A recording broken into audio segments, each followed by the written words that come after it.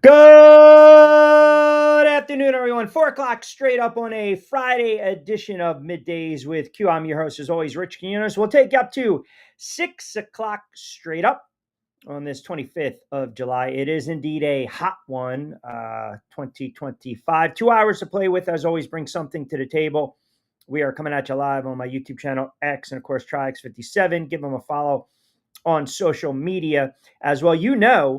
Because it is, as we like to say, it is a Friday. We like to dub it a What the Frig Friday. So, what made you say what the frig in the world of sports on this Friday? Now, a lot of actually, it could just be what the frig in anything. We've kind of dealt with it during the week with all these passings, right? With Hulk Hogan, we talked about, my man Theo Huxtable, right? Malcolm Jamal Warner, Ozzy Osbourne, Chuck Mangione. I mean, what the frig is going on here? I mean, everyone, you turn around. It always happens in threes and fours and fives. But sports wise, busy show. And I wanted to, we'll do the Q Fecta around 5:45. Also, I want to get you guys in tune with a couple things. We're working on a couple different segments, and there's going to be some moving parts to the show come the fall time. So we are definitely going to keep you guys locked in on that. A couple other platforms. We might be moving around the time. So a couple things are still in the works. But again, we're always going to be here. You never really have to worry about that. As always, get social with us on this Friday. Triax57 on IG and X, and you can follow me on IG and X, and of course TikTok. Rich, I do want to start.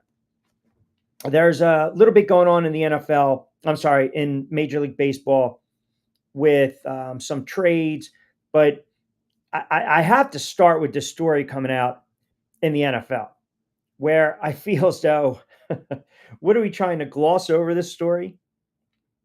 According to multiple sources, right? You love that one. Multiple sources. It's all about the multiple sources. This is a big one, folks. We like to say, this is kind of a doozy.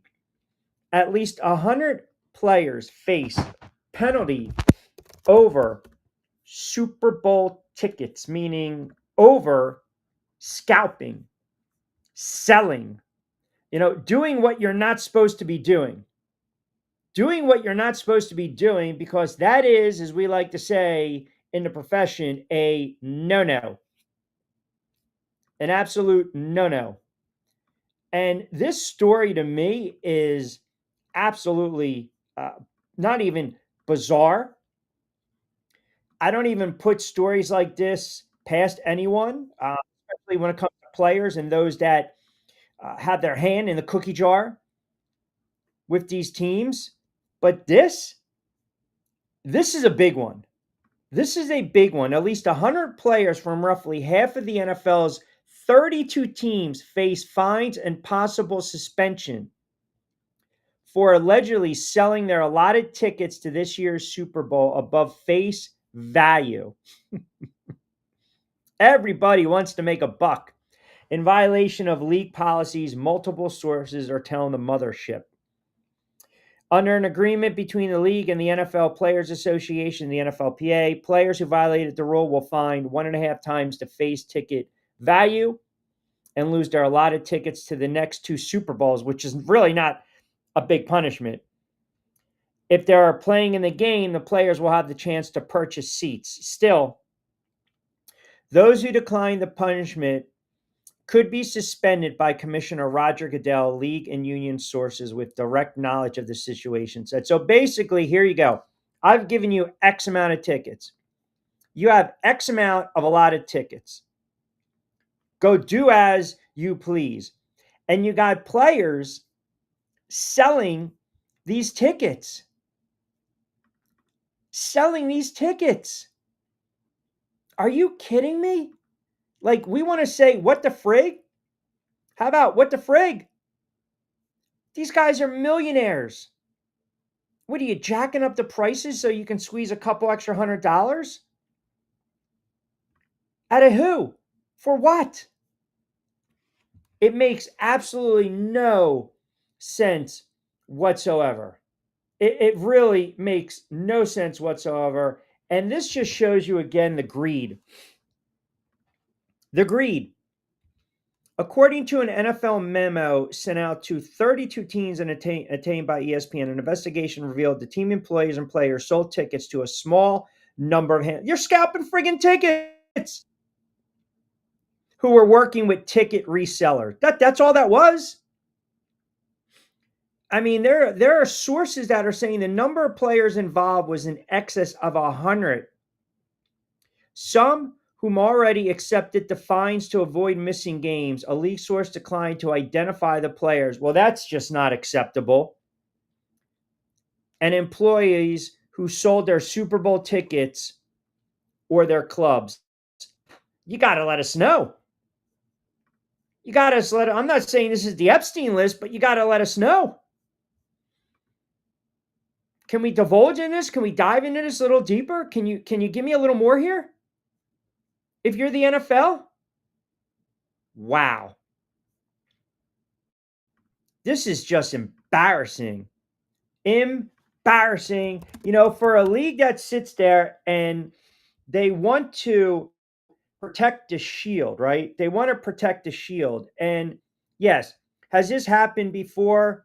100%. This happened like 20 something odd years ago. I think Mike Tice was fined $100,000.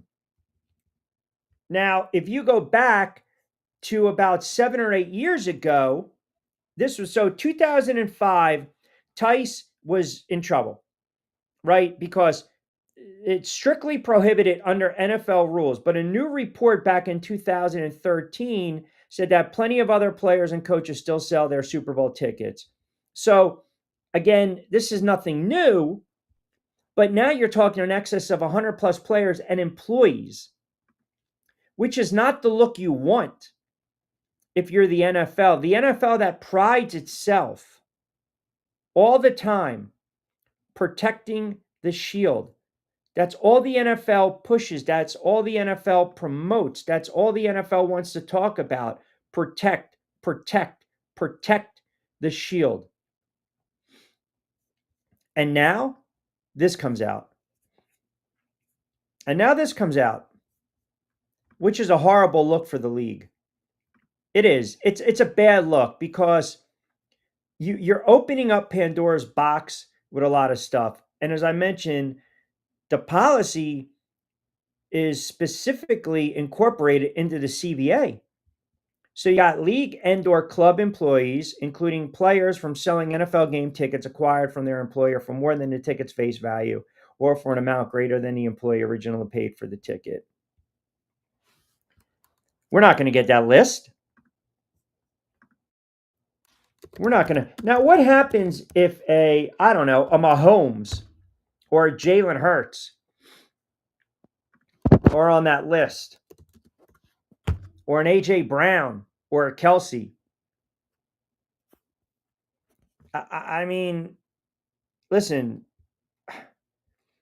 I feel as though everyone now is going to come out and just sit there and say, well, I got a ticket from this player, this player, this player, this player, this player, this player. I mean, the NFL allows aftermarket sites, right? Vivid Seats, StubHub, Master, sell the tickets above face value. So the players get a little extra for the tickets and they're going to face fines or suspension. So now follow me for a second. Follow me with this for one moment. It's not a little extra, right? It's not. So I don't believe the players need a little extra. But if you're dealing with these third-party entities and now you're going to get on the players, that's an issue. That's an issue. Now, I think overall it's a bad look for the NFL. I do. Overall, I think it's a bad look. But this is nothing new.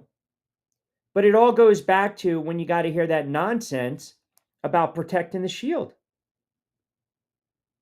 The integrity of the game. The integrity, mind you, of the league. Because we hear that. We hear that a lot. from the commissioner's mouth. The integrity, protecting the integrity of the league.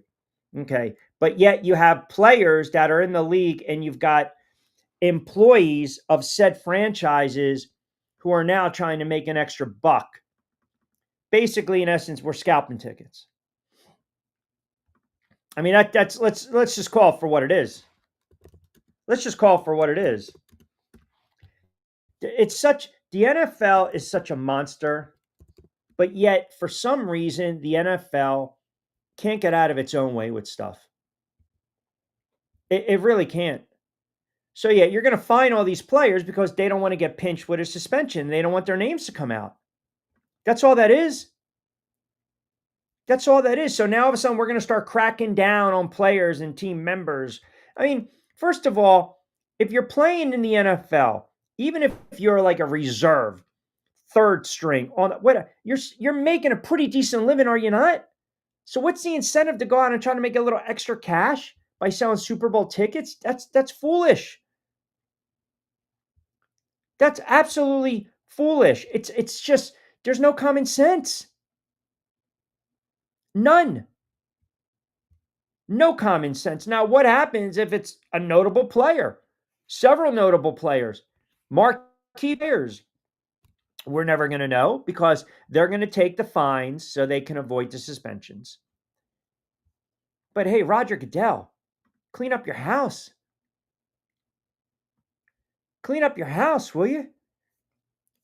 I mean, you got to figure it out, man. You're making how much a year? You're making how much are the owners paying you, Roger Goodell, to basically run a clean and tight ship? $63 million? 55, 60, $65 million? That's what you're making. Healthcare insurance, generational wealth, healthcare insurance for the family for the rest of their lives, private jet, copter. Come on. Embarrassing. Embarrassing. De facto chimes in. Didn't Mike Tice ask all the players for their Super Bowl tickets so he can resell them? He did. We just talked about that. Why did I get kicked out of the chat? Happy Fridays, fellas. Is that a rhetorical question, man? I don't know. Is there a joke there? 100 naughty players around February. Yes, very. Never underestimate the other guy's greed. I mean, what are we doing here? By the way, you trying to go Scarface with me? Stumped. Don't know what the freak Friday. You're pulling that nonsense. You're coming in soft. Never underestimate the other guy's greed. Come on, Frank Lopez. I got a vault in Spain. I'll get you the money. Elvira, you want Elvira? So there's a place, madman. I will share this with you. There's a place that is called Montana's. It basically emulates. It's a restaurant in Miami that emulates everything from Scarface. But you can't come with me with that kind of nonsense. Your day and morning is over. Where's the collar shirt? No, it's 93 degrees. And you know what? I set the rules on my friggin' show de facto. And it's 24 to 48 hours. I wanted to go with the yellow tee today, but now I'm going with the baby blue. No, it's 24 to 48 hours morning for those passings this week. So, yeah, the collar shirt will be back on Monday. But as I mentioned, we're working on a couple little kinks and surprises for the fall season as well with football. Monday Marcus chimes in. Q, I don't get it. The greed of these players is astronomical, and it's just flat out stupid. Yeah, it is. It is. It makes no sense. I mean, you've got a league, an entity that's worth billions and billions. I mean, it's a monster. It's a monster. If the NFL really wanted to do something, the hell with the fines. They would level suspensions because they're a drop in the hat. Level suspensions because the players have zero common sense. Now, if you look at the market for scalping Super Bowl tickets, this has been going on for years. It's been going on for years with players, coaches, league employees, but yet the NFL wants to project this clean image of the shield. But ultimately, even if it's a relatively common practice, it's a blatant violation of the NFL rules. So the players and coaches, yes, I can buy a ticket. If I'm working for the NFL, if I'm playing in the NFL, if I'm working for a team, I should say, I can buy a ticket. Giants in the Super Bowl, I'm going to buy $1,000 ticket. And I can give that ticket to one of you guys, family and friends. But it's pretty much written that nowhere under any uncertain terms am I allowed to scalp those tickets for a profit. I can't sell it to you for $1,001. I can't.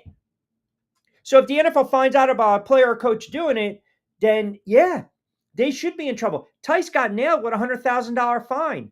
A couple of Vikings assistant back and got nailed as well.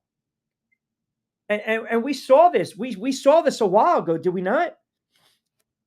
There were other employees of the NFL teams that got pinched.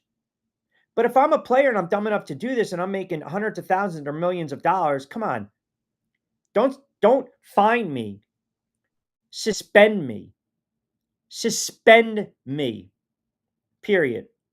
If you're a reserve making $500K and you need to try and flex on the franchise player, the reserve player would sell the tickets.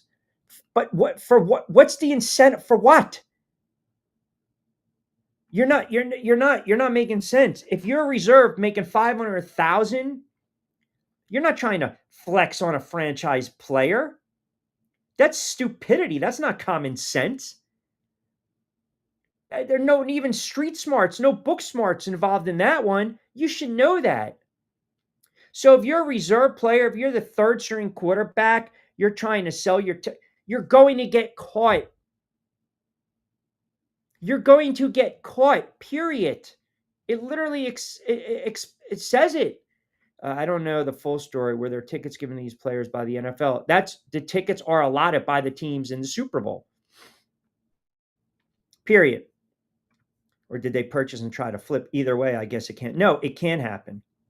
It can. I just stated it for you. It's a blatant violation of NFL rules. You can't do it. I can't play for the Eagles and the Eagles are in the Super Bowl, or I work for the Philadelphia Eagles. Like, let's just say I'm doing a PR spin and I use Spadaro. I use his name, right? The mouthpiece. He works for the Eagles. We know that. The Eagles are what? An entity of what? The NFL. So all of a sudden the Eagles are in the Super Bowl in February and Lori gives Spadaro or, employee A, B, and C 5 tickets. And those 5 tickets combined value is $5,000. They're $1,000 each. Here you go.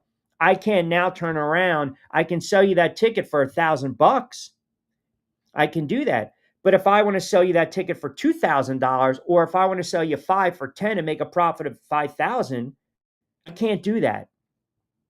I can't. That's against policy. You cannot do that. Period. And the problem is you've got players and employees working with bundlers.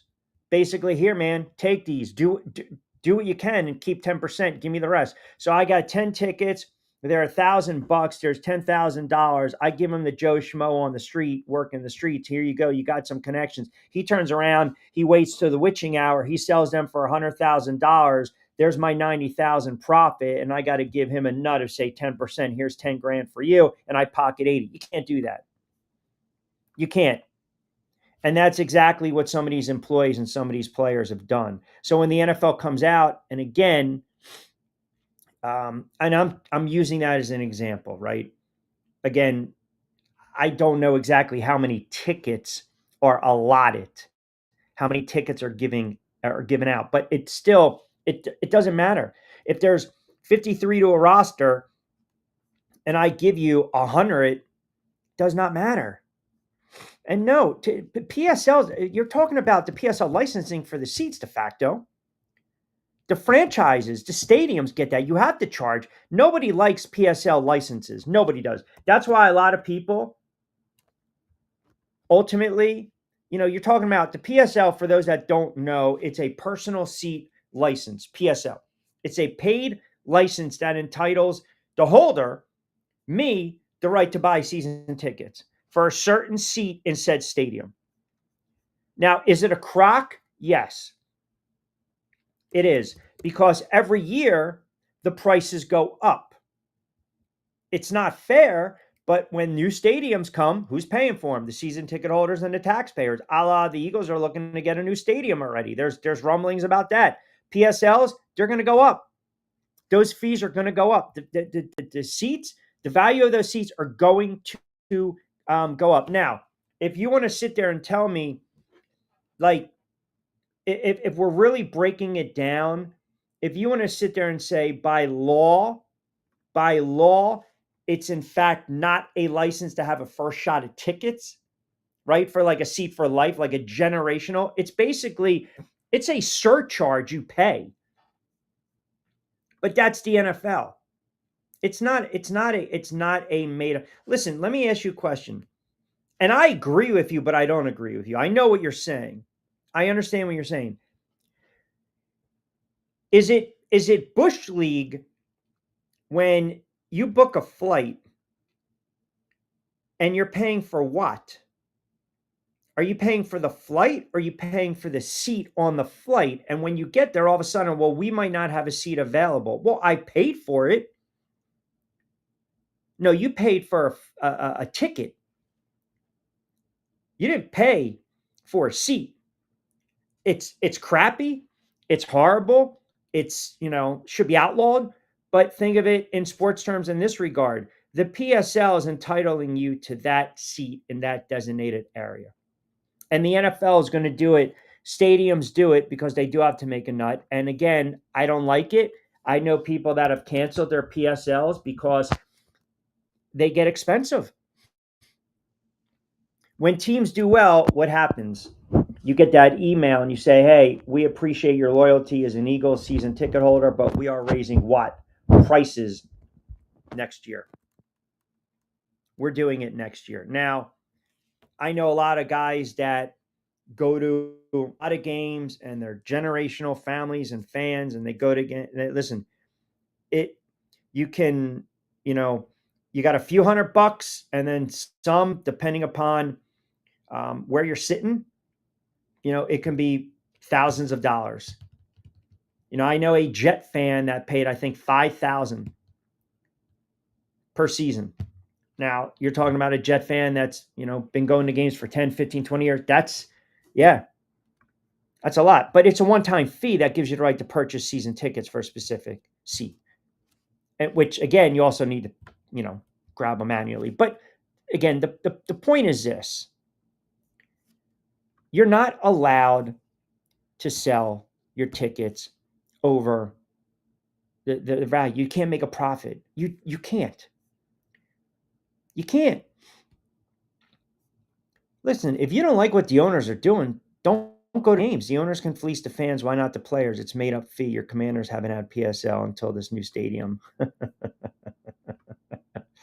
Well, listen, they might go back to their original name. Apparently, that's what the POTUS is saying. Don't go to the games then. Don't watch. Don't buy merchandise. Don't go to the bar, eat, watch your team. Don't sit at home, watch your team, DirecTV, NFL Network, whatever. You have to pay for everything. Everything in life. Nothing's free. Whether we like it or not, but it's an apples and oranges right now. Your comp is off. Because you're giving me PSLs for one thing, which by law, they're allowed to charge. And they can come up with their own price. And now you're comparing it to players and employees who are literally told, do not sell these tickets to make a profit. And that's exactly what they're doing. And the players are getting off easy because they're only going to get fined. They're not getting suspended. Like, that's my whole point. If the NFL wants to clean up, if they want to clean up the nonsense, if they want to keep saying, we protect the shield, we protect the shield, okay, clean it up in-house, because that's a sleazy kind of look. It is. It's a sleazy kind of look. Told not to do it, and they're doing it. And they got caught now, period. All right, 25 past 4 o'clock hour. A little more NFL, as I mentioned. John Bueller in the 5 o'clock hour. Some trades going down in MLB. We got the Qfecta at 5:45. By the way, what made you say what the frig this week in the world of sports? I have a couple of stories that we will get into, but it was a bizarre type of sports week.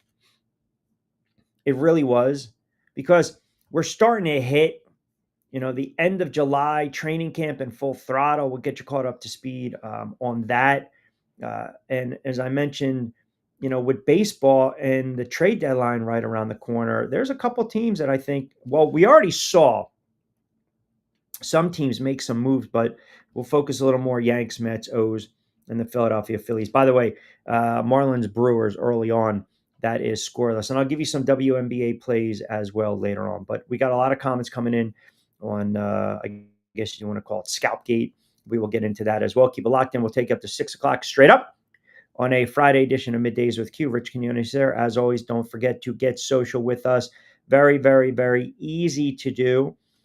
You can follow along at Triax57 on Facebook, IG, and X. You can log on to Triax57.com. You can also follow me on X at Rich Q and IG, posting a lot of clips and content. I have to get to some of the comments yesterday.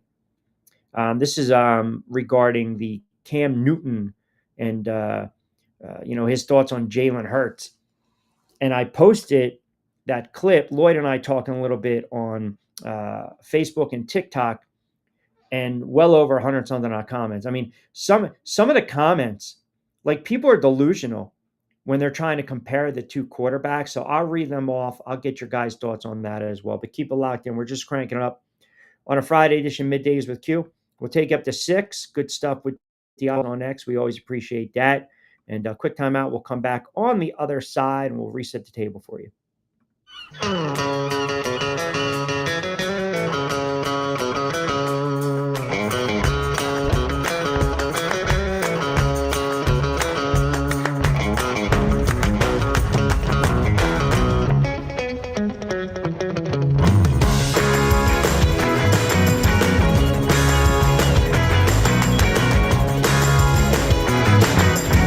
This is what the Down Beach Seafood Fest is all about. It's about community, it's about friends, it's about culture, right? The food culture in Atlantic County is rich.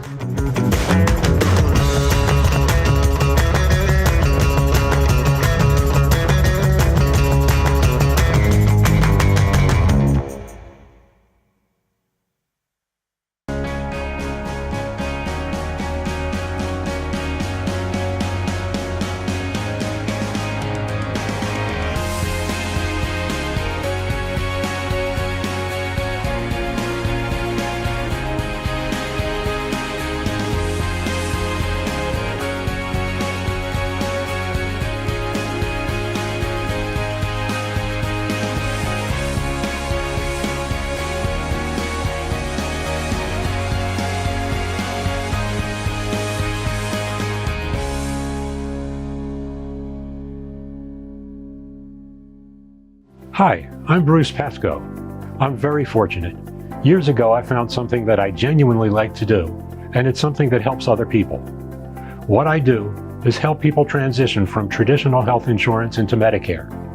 I've been doing it here in Atlantic County for more than 20 years. If you're getting ready for Medicare, call me for a free consultation. 609-484-9800.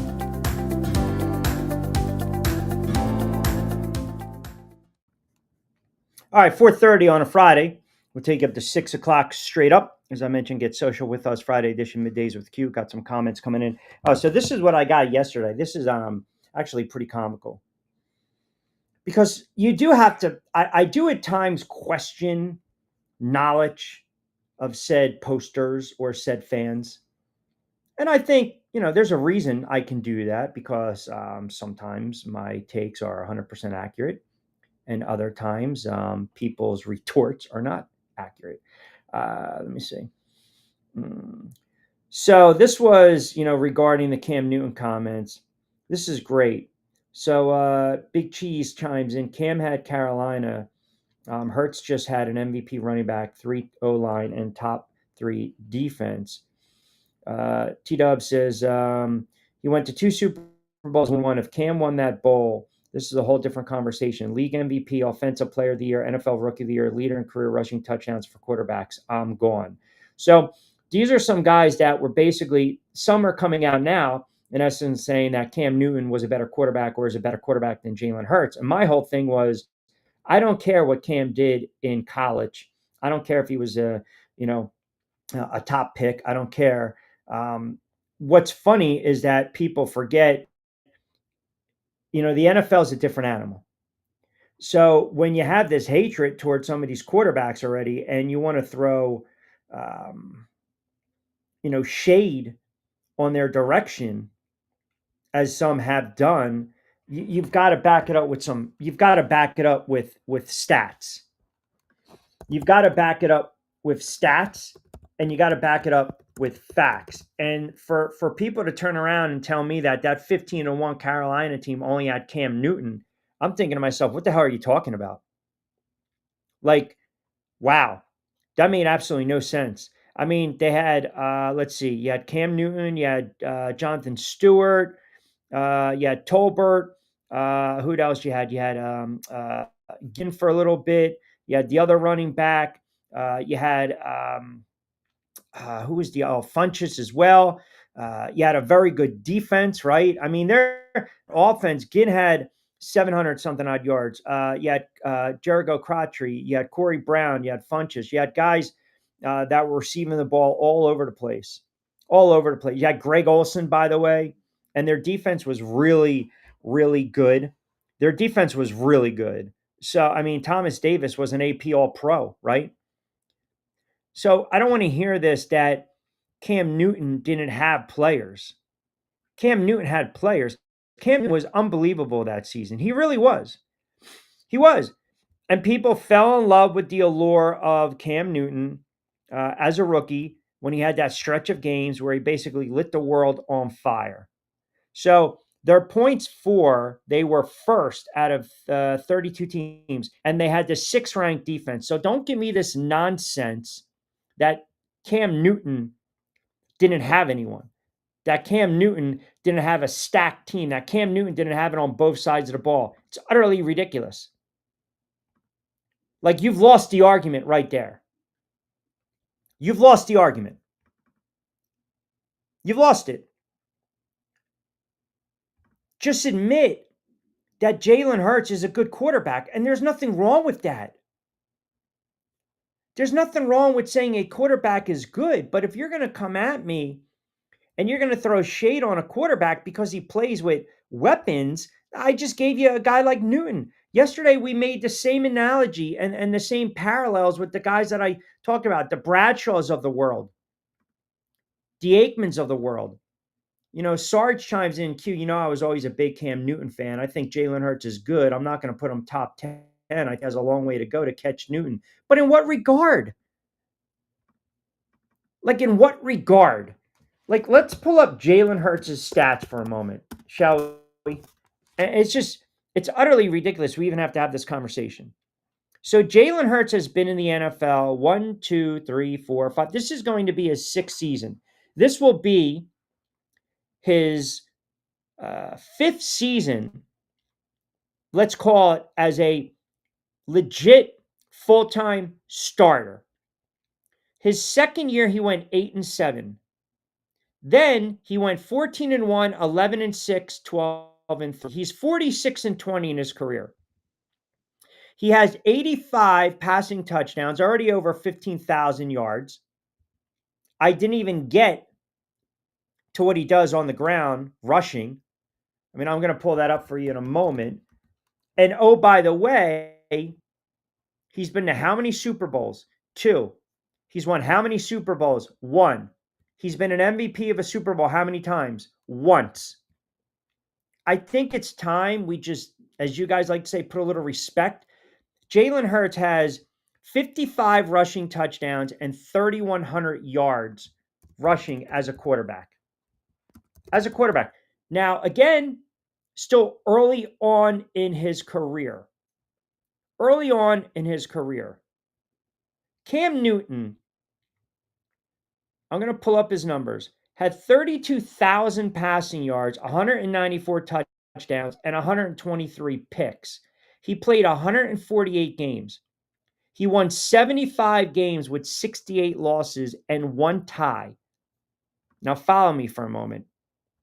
Jalen Hurts already has won how many games did I say in his career?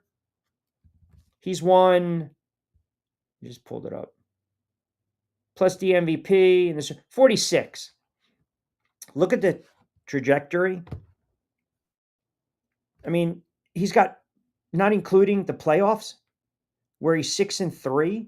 So now you're talking he's won 52 games in his career. Cam Newton's won 75.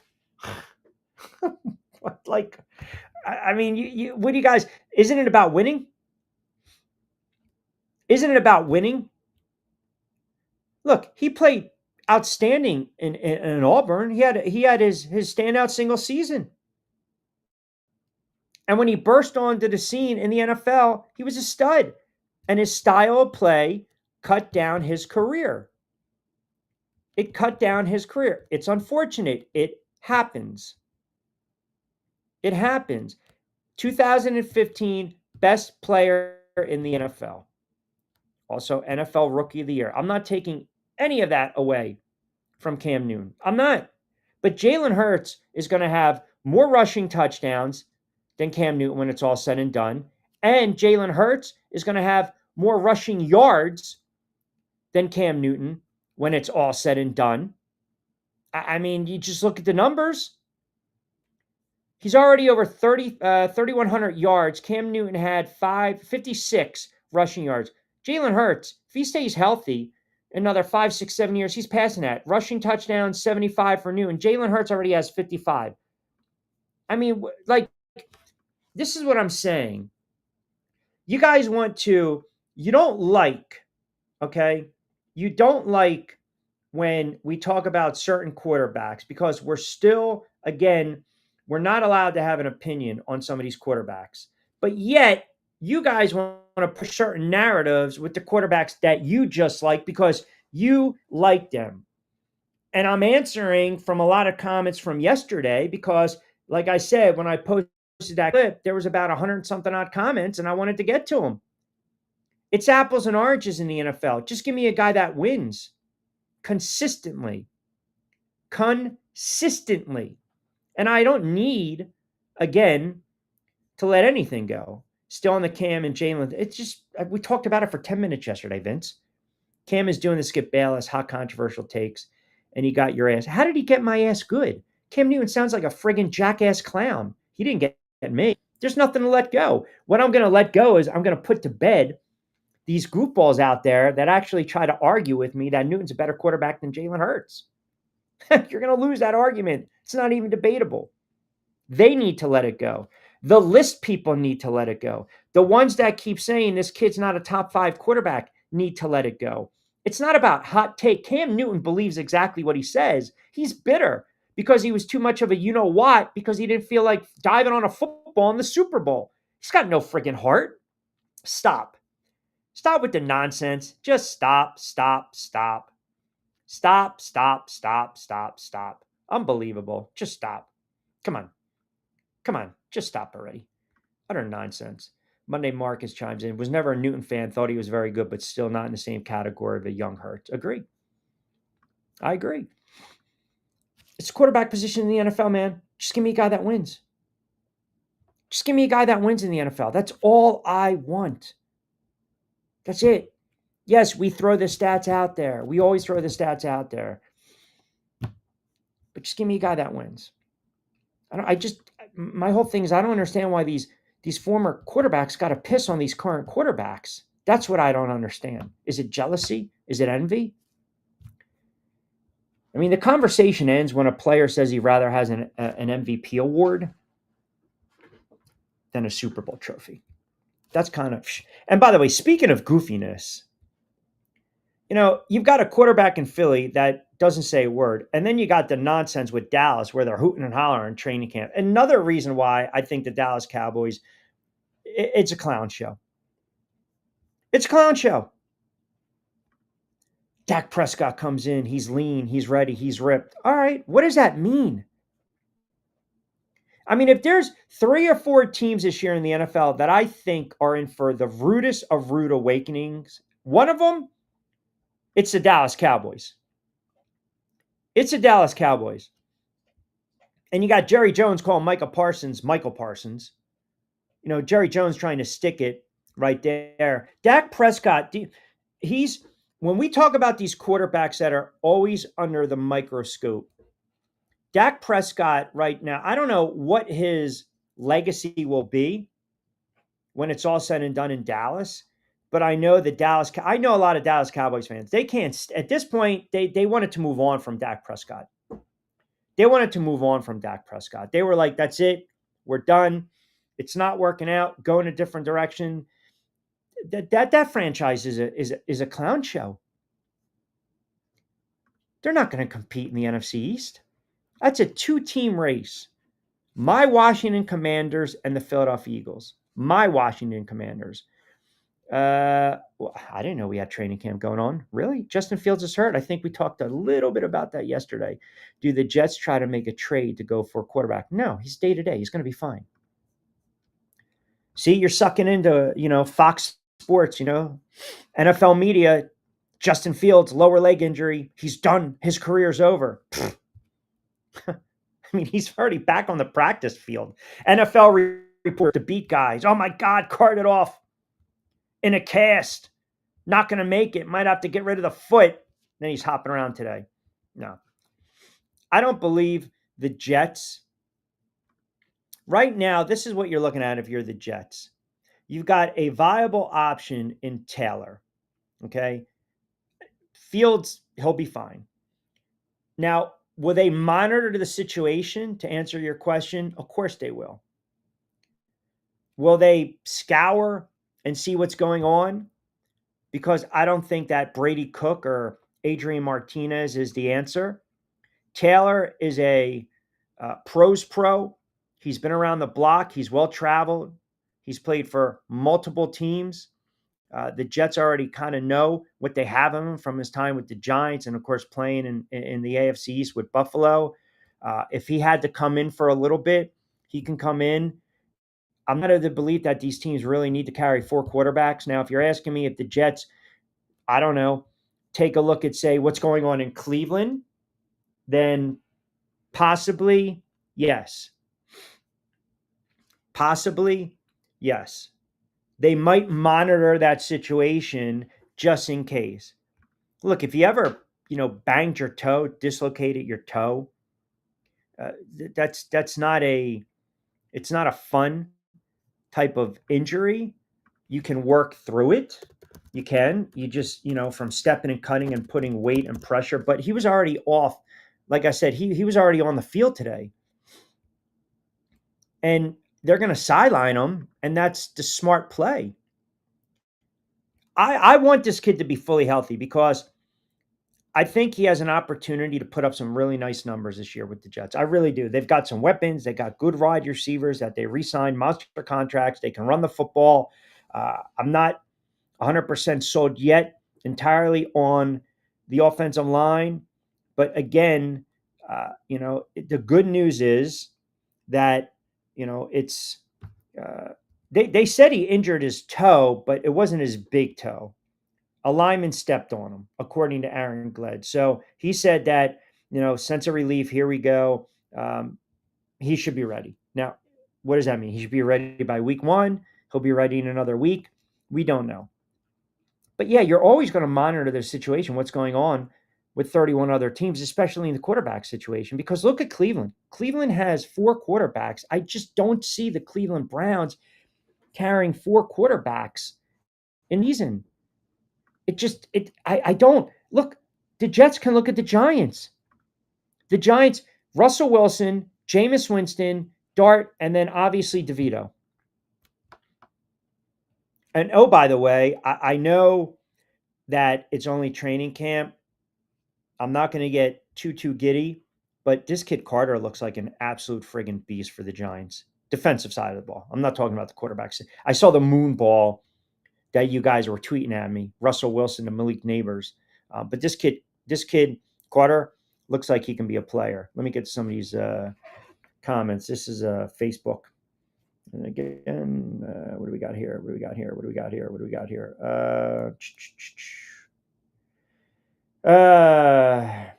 Q, I know we don't really look at stats. This is actually from Jay. Q, I know we don't typically look at stats, but you always seem to bring up the point that wins and losses are pegged to a quarterback. Do you think that's fair? I never liked it, but that's a quarterback position. I brought this up with Lloyd the other day. Pitchers get tagged with wins or losses. Quarterbacks get tagged, again, with wins or losses. Would a toe injury hold back? No, not at all. Play with a concussion, actually, and a hematoma. Yeah, that's not. Now, Michael knows better. De facto, Q has too much heart to let dislocated toe stop him from stepping on the pitch. Yeah, you got to fight through that, man. You remember too, though, when you get the new cleats, like back in the day, you take them home. You're kind of figuring out, all right, am I going to wear them today? But what do? Take them in the shower with us, right? Because the leather, it molds to the feet. That's what they tell you to do. You take those Adidas, you bring them in the shower, you let that leather kind of sit, get wet, mold to the feet. No, you got to play through it. I played with a hematoma on my leg in college. That was painful because every time I touched it, every time that was not good. And I found out afterwards it was a hematoma. And if you ever dealt with that, it's almost like a blood clot. Like it swells up. You got to fight through that. Suck it up. Now, Justin Fields, I think, is a tough kid. I think he's going to be out there. But I expect big things from Justin Fields. I look around this league, and I mentioned that I think the Dallas Cowboys are one of those teams that are in for a rude awakening. I still maintain that Kansas City is going to take a step back. I feel as though that Super Bowl really humbled them. That Super Bowl loss really humbled them. They got physically beat and physically manhandled. How do you recover from that? It's not because I'm a little more biased towards what I think Denver can potentially do in the West. I'm not saying that. I told you, I think Denver is going to give Kansas City a run for the money. But when I say a step back, I think this period of Kansas City dominating, it ended. It ended against the Philadelphia Eagles. That's just my opinion. I think it's an older team. I think the league's starting to figure out how to slow them down. Is Kelsey all in? Patrick Mahomes is running for his life of late. Sometimes he reverts back to that young quarterback, that gunslinger that was not making the right decisions. Did Patrick Mahomes, did he give you a Mahomes-like season last year? No, he didn't. He didn't. And you know why? Because he was sacked the most times in his career. The offensive line concerns me. He threw 11 picks. He had 26 touchdowns. He didn't even crack 4,000 yards, and he was sacked 36 times.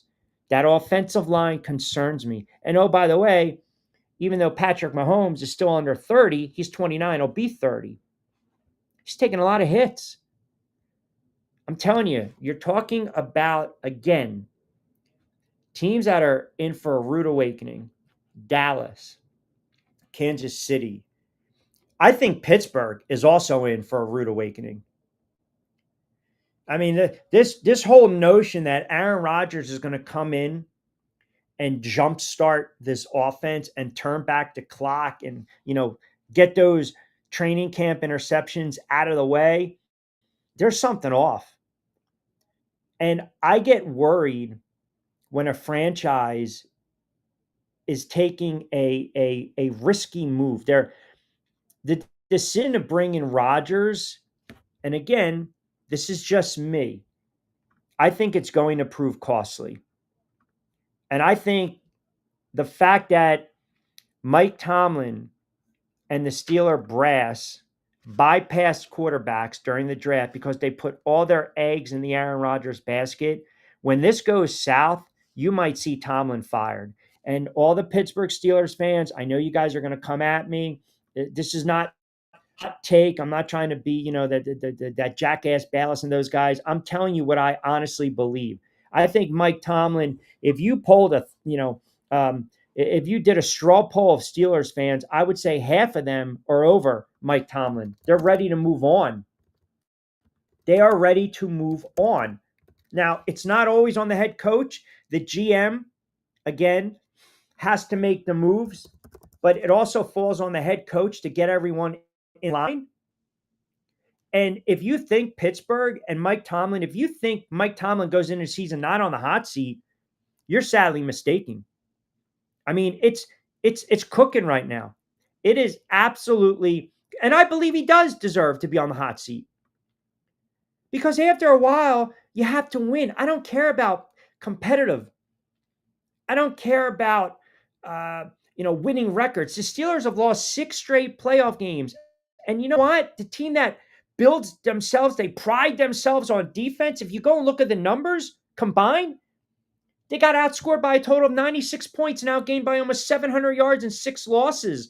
And in the first quarter alone, they were outscored 73-0. That tells me head coach does not have his team prepared. And I don't want to hear this. Oh, well, he's one of the most contested head coaches. Yeah, look at the numbers that he's a. Hey, man, they won 40 games over 4 years, but they haven't won a playoff game since 2016. That is a staggering amount of time considering the talent they have had in that span. So you got the Cowboys, you got the Steelers, you got the Chiefs. Some of the teams that I think are going to take a big time step back. He would play through the injury. He runs through the fire. I do, Michael. Thank you. I do it. Listen, the first guy through the wall is always, he gets the bloodiest the most. You know that. I mean, think about this, right? You're storming the beaches of Normandy. Those souls, those brave souls, man, they knew. It was inevitable, but what did they do? They still stormed the beaches in Normandy. They still did. That's a man right there. That's doing what you have to do. And that was the ultimate sacrifice, by the way. And I'm not even making a joke about that. I'm just letting you know that's what we do. That is the ultimate sacrifice right there. What I do, playing a little injured, a little banged up, maybe the allergies, maybe a little flu, come on the air, stuff like that. That's okay. I can't compare myself to what they did and what our troops do right now. But to your point, I try to run towards the fire. I do. I really do. That's a rare thing to run towards the fire.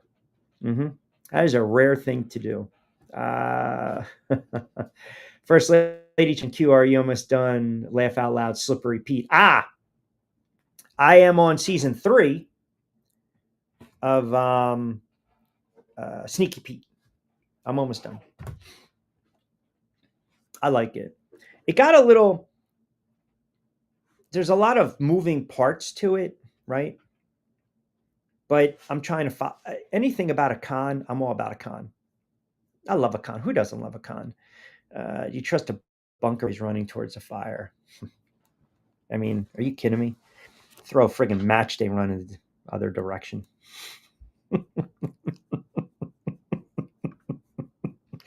Oh, man. I cannot wait for the NFL season. I feel as though the Bunker Boys, and the Eagles fans, they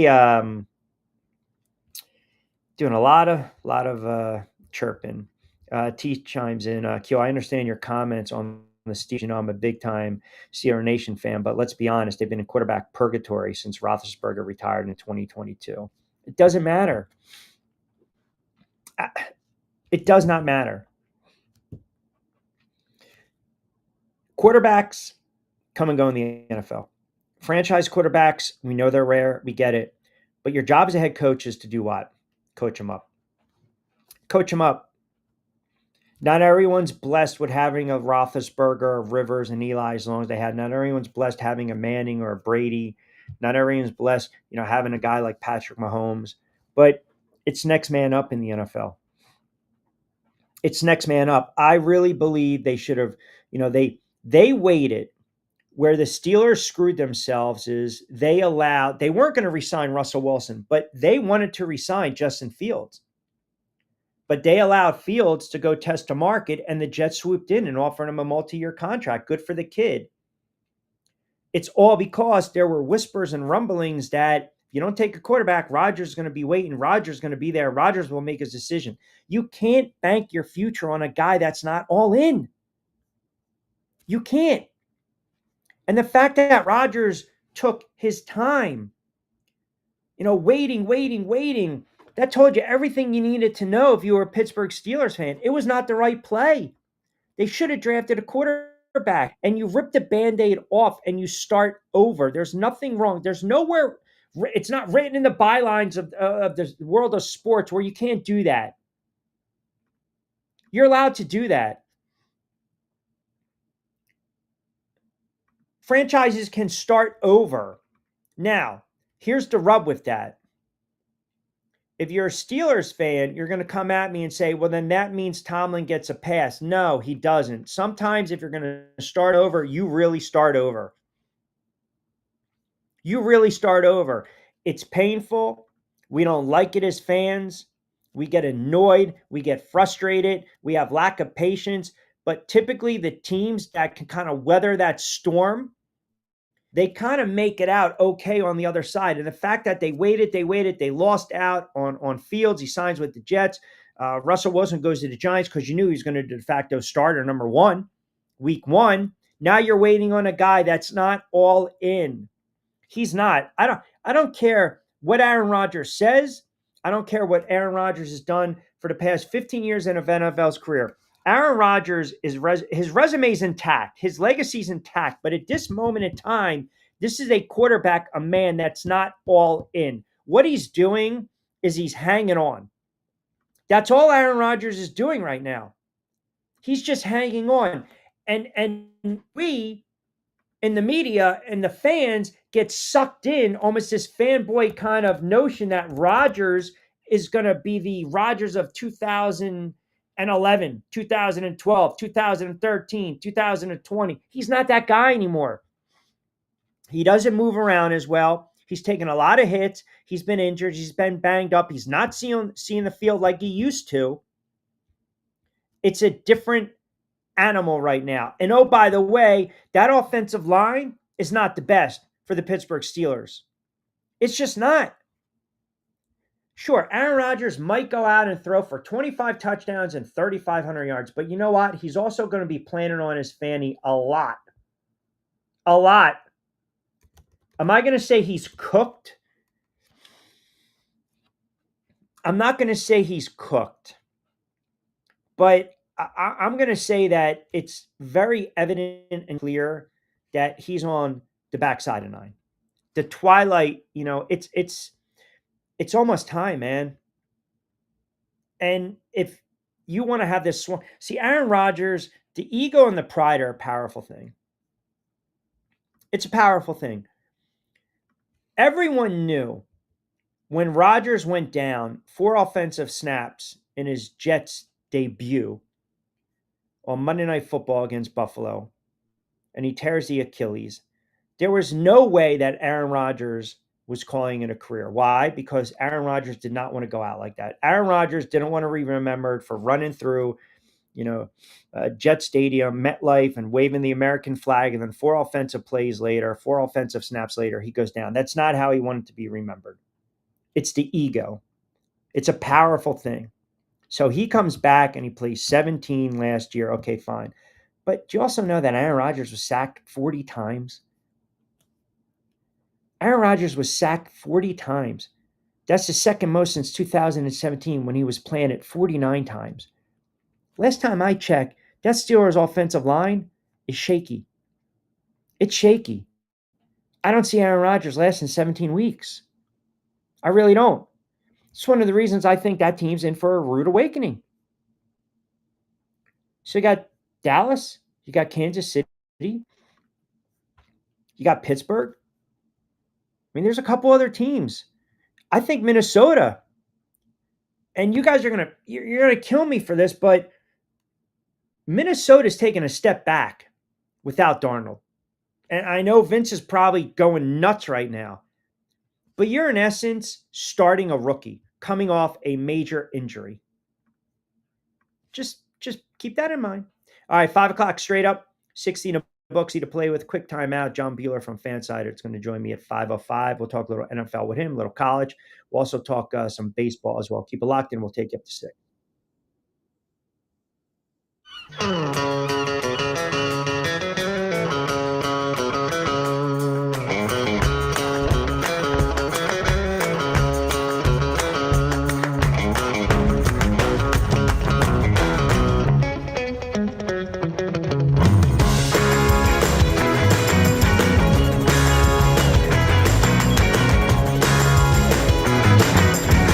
This is what the Down Beach Seafood Fest is all about. It's about community, it's about friends, it's about culture, right? The food culture in Atlantic County is rich.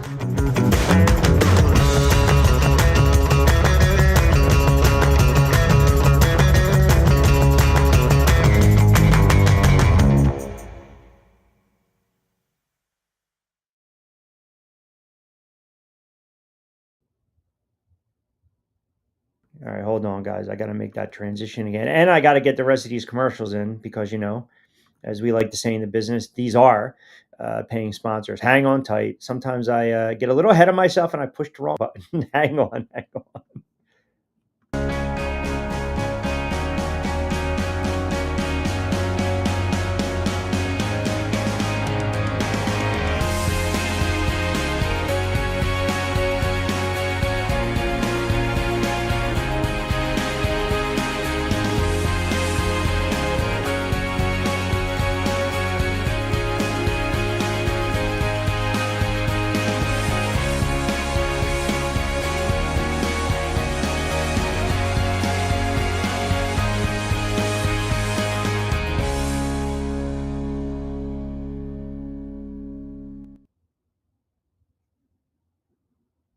Hi, I'm Bruce Pascoe. I'm very fortunate. Years ago, I found something that I genuinely like to do, and it's something that helps other people. What I do is help people transition from traditional health insurance into Medicare. I've been doing it here in Atlantic County for more than 20 years. If you're getting ready for Medicare, call me for a free consultation. 609-484-9800.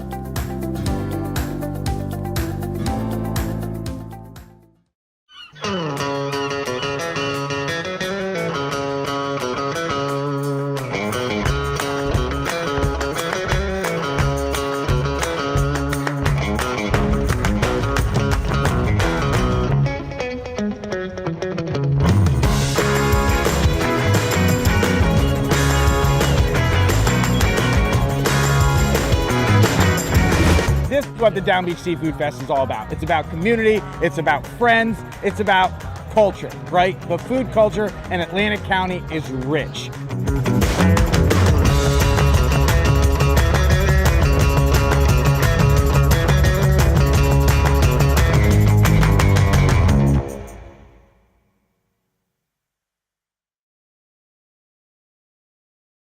Hi, I'm Bruce Pascoe. I'm very fortunate. Years ago, I found something that I genuinely like to do, and it's something that helps other people. What I do is help people transition from traditional health insurance into Medicare. I've been doing it here in Atlantic County for more than 20 years. If you're getting ready for Medicare, call me for a free consultation. 609-484-9800.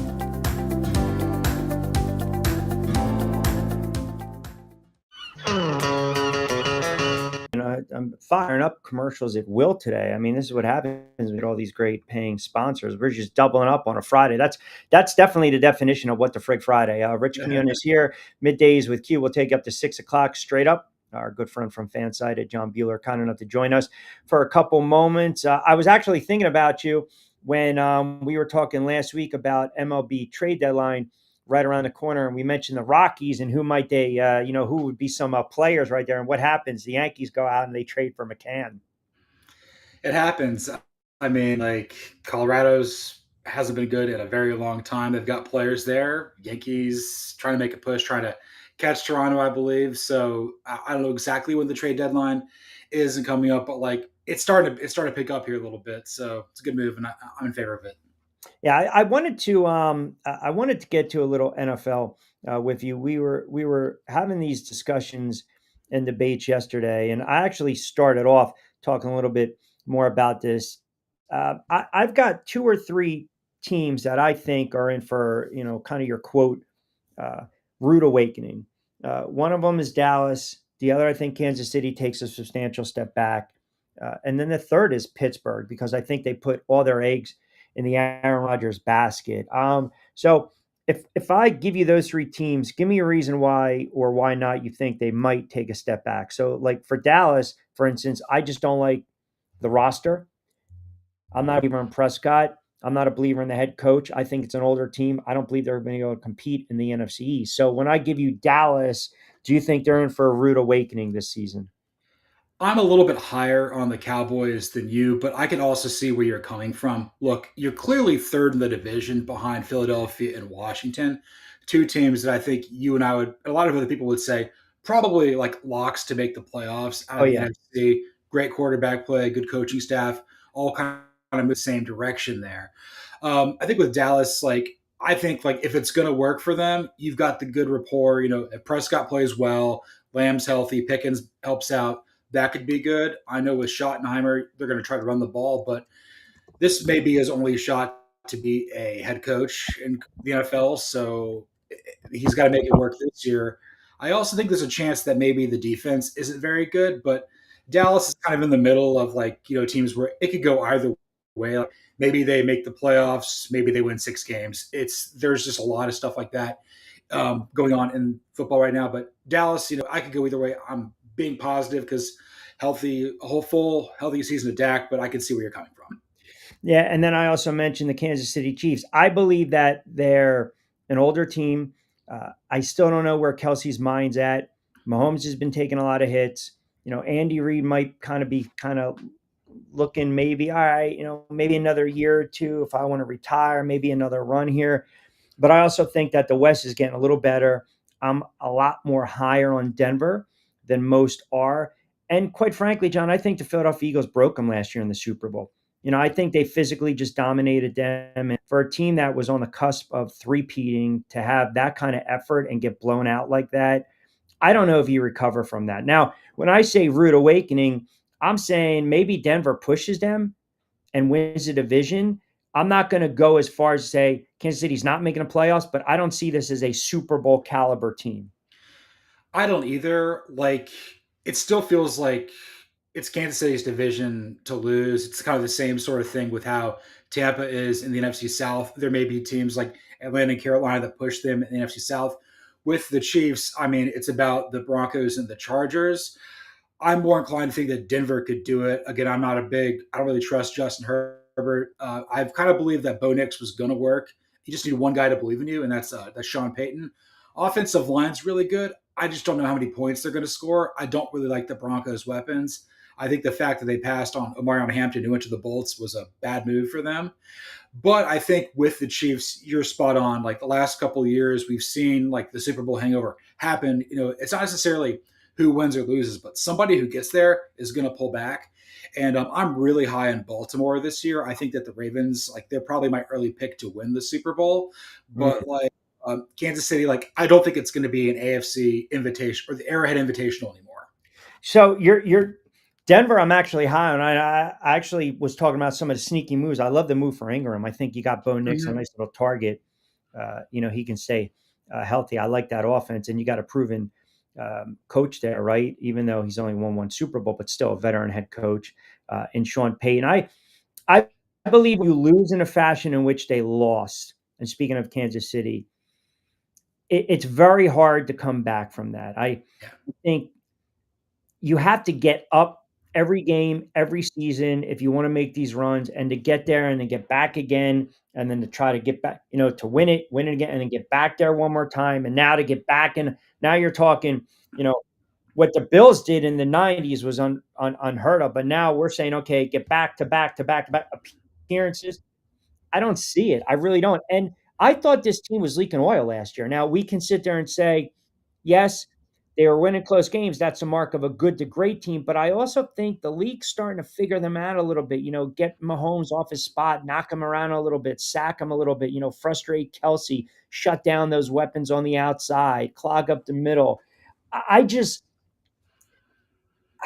I just, I don't know how you recover from that. I know I keep saying it, and I'm not really adding anything new to my own thought. But what the Eagles did, they just destroyed them, man. They snatched their soul last year in that Super Bowl. Yeah, when you lose in a fashion that's just like very visceral and everybody sees it, it can be in any sport. It's hard to come back. I mean, look at Florida State losing the Orange Bowl to Georgia. Like Florida State's not been the same program since. My Falcons haven't been the same since 2083 or since Steve Sarkisian couldn't call play in the goal line to go versus the Eagles. But I think the big thing with the Chiefs is offensive line's not good, and Nope. and I think that there's teams that have defensive lines. Obviously, Philadelphia is incredible. I think Baltimore's got a fantastic defense, top to bottom. They don't have the best offensive line, but it's pretty good. There's teams out there that could exploit Kansas City's weakness, and again, these are professionals. They're doing everything. They're operating at a high level. This is their job to do this, and I think as long as Andy Reid's just kind of like, I'm just drawing up plays, I'm just going to let Spags call the defense, like it's putting a lot of pressure on a staff that's got to get some juice to it. And again, I don't think Mahomes is done winning Super Bowls, but like with this core, it probably is. That's a fair point. Last team that, and you can add any teams you like, but I think Pittsburgh is Yeah. definitely. And I mentioned before he came on, it's just they waited and waited for Aaron Rodgers. They wanted to re-sign Fields. He tested the free agent market. The Jets came. They signed him to a multi-year deal. You knew Russell Wilson wasn't coming back. They had multiple chances to draft a quarterback in the draft. They didn't do it. I don't care that Rodgers threw that pick. I just in training camp, I feel he's not all in. And if you're not all in, especially at the quarterback position, you're in trouble. And I believe that, and this kind of go to one of our listeners' comments right now. Does Rodgers at QB lead to the end of Tomlin's tenure in Pittsburgh? I believe it does. I believe everything comes to a head. Aaron Rodgers, maybe plays his 16, 17, doesn't put up the gaudy numbers. They struggle. He starts complaining, wants to go on McAfee, starts maybe calling out the play calling, something as a quarterback you're not going to do in Pittsburgh under Tomlin. Tomlin gets a little frustrated at the press conferences. What have you done for me lately? Defense has been bad in playoff games, haven't won in a while. And I think it just reeks of a horrible ending for those two. I could not be more down on the Steelers. I've been rooting for Mike Tomlin's demise for years. It's like he's trying to gravy train it with like what made Bill Cowher special, what made Chuck Noll. They all handle adversity very well head on, but I feel with Tomlin, it's self-inflicted. It's just a bunch of self-inflicted nonsense. The locker room, there's all this like Steelers culture. It's just a bunch of crap to me. And they're bringing Rodgers in there, asking him to be the quarterback. This guy loves to ad-lib. Playing for Arthur Smith, who loves to run the football, former guard. That's going to go together like oil and water. And it's not, no. And then Baltimore's way up here. I'm pretty high on what Cincinnati could do. Again, that's a team that's got a lot of variance. Cleveland's not going to be good, but Cleveland's like they're going to play with some heart this year. It all comes down to quarterback play, but the Steelers like they got to draft a quarterback. There's going to be a lot of guys next year you can get, and you got to reset this thing. I don't know who the next head coach of the Steelers is, but like Tomlin needs to be doing television. I'm so done with this team. I write probably an anti-Steelers article is what's a day at work. I just think Marvin Lewis hung around for so long with the 500 records and then never winning a playoff game and winning your 10, 11 games. If you poll Steeler fans, if you tune into radio, sports talk radio in Pittsburgh, they're probably 65, 70. They wanted them gone a couple years ago. Yeah. There's the Steelers, like people in Western Pennsylvania, they feel differently about the team than you and I do. I think from like a national perspective, a little bit more removed. We're like, okay, we got to rip the Band-Aid off, but then there's kind of some like kind of should maybe we hold on to it a little bit. It's kind of what it was with my Braves with Bobby Cox for a while. It's like we're just coming up dead against like Bruce Bochy and the Giants, and we can't do anything about it. So you got to make changes. I don't know if Tomlin's going to retire or whatever it is, but like this is not going to be a year. The Steelers are defined by winning Super Bowls. They don't win playoff games. Correct. Yeah, no, it's that's pretty much it, right? John Bueller, kind enough to join us. Again, does a great job with Fanside. He's got the blogs all over the place. College, the Braves blog, the Falcons blog as well, the college blog. So a lot of stuff. Follow him on X for all the content as well. You mentioned the Cleveland Browns, and we talked a little bit about this yesterday on the air. I think it's so rare you have four quarterbacks on that roster, not even counting Deshaun Watson. I'm trying to figure this out, like the rhyme or reason in my head, where Stefanski knows he's fighting for his job, period, right? Kevin Stefanski knows that this is it. Logic would say you go with the devil you know, not the devil you don't know, in Joe Flacco. But it seems as though reports that they love, Slim Pickett, Wilson Pickett, right? Kenny Pickett. And then you got the two young kids there. Exactly. Why? And I mean, is this ultimately, do you think they're going to carry four quarterbacks on the roster? And back in a corner right now, who is going to be their week one starter? They're not going to keep four. I mean, even if you try to practice squad one of them, like they have to go to waivers. And in that situation, you got to bank on nobody claiming Gabriel or Sanders. So you don't think so? I don't know. Like for me, like the whole Pickett of it all, like Pickett's it's just wasting everybody's time. No, you don't think if they put Gabriel and Sanders on waivers, no one's going to claim him? No, like somebody will claim them. Oh, like so, okay. Yeah. Like if you cut them, like they're going to be on waivers. Right. It's Friday. It's a no. You're good. You're good. What I would do, the most logical thing here, and again, I think Stefanski is a good head coach. I like Andrew Berry's a front office. You got to deal with the Jimmy Haslam of the world in terms of like ownership. He's preoccupied whatever the heck's going on in Knoxville with his alma mater. That's a whole mess with Nico Iamaleava and all that. But you keep Flacco because Flacco kind of got you to the playoffs 2 years ago. The ageless Joe Flacco, he knows his role now. He's kind of more of a mentor. Yep. I think Sanders has higher upside than Gabriel. Gabriel just looks small. And I think with Sanders, like, okay, maybe he could be like a Kirk Cousins, like prototype kind of guy, Geno Smith, like that works in the NFL. And you see what happens. And if it doesn't work out, then you just draft Drew Aller or Garrett Nussmeier next year.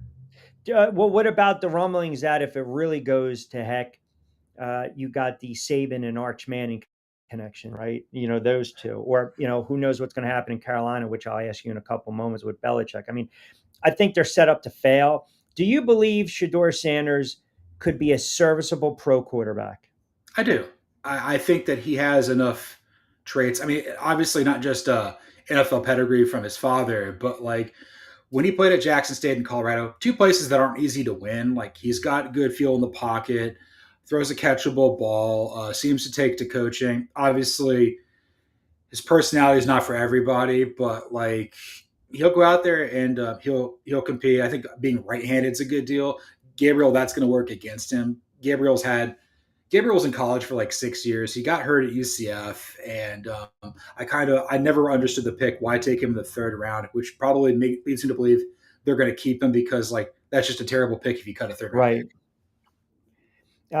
I mean, I know that Sanders came out and basically said he's not worried about, limited reps. You remember back in the day, players knew they made the team when they weren't playing in that fourth or fifth preseason game. Kind of a different animal now. I think you still need the reps. I don't know how good or bad he's going to be as an NFL starting quarterback. I do know that Flacco gives him a chance to win some games. I'm not a Pickett fan. I don't know about the kid Gabriel. So I still am shocked if you go into the season with four quarterbacks. I mean, you're seeing what's going on with Tennessee. They always lost a backup. A couple guys said, well, what about the Jets right now? Fields is banged up. I mean, you have to do your due diligence if you're Cleveland and start calling around a little bit. Hey, man, we've got four on the roster. What's your line of thinking? I mean, can you envision a scenario where it's crazy, but the Jets call up and say, well, what's it take for Shedeur? Right.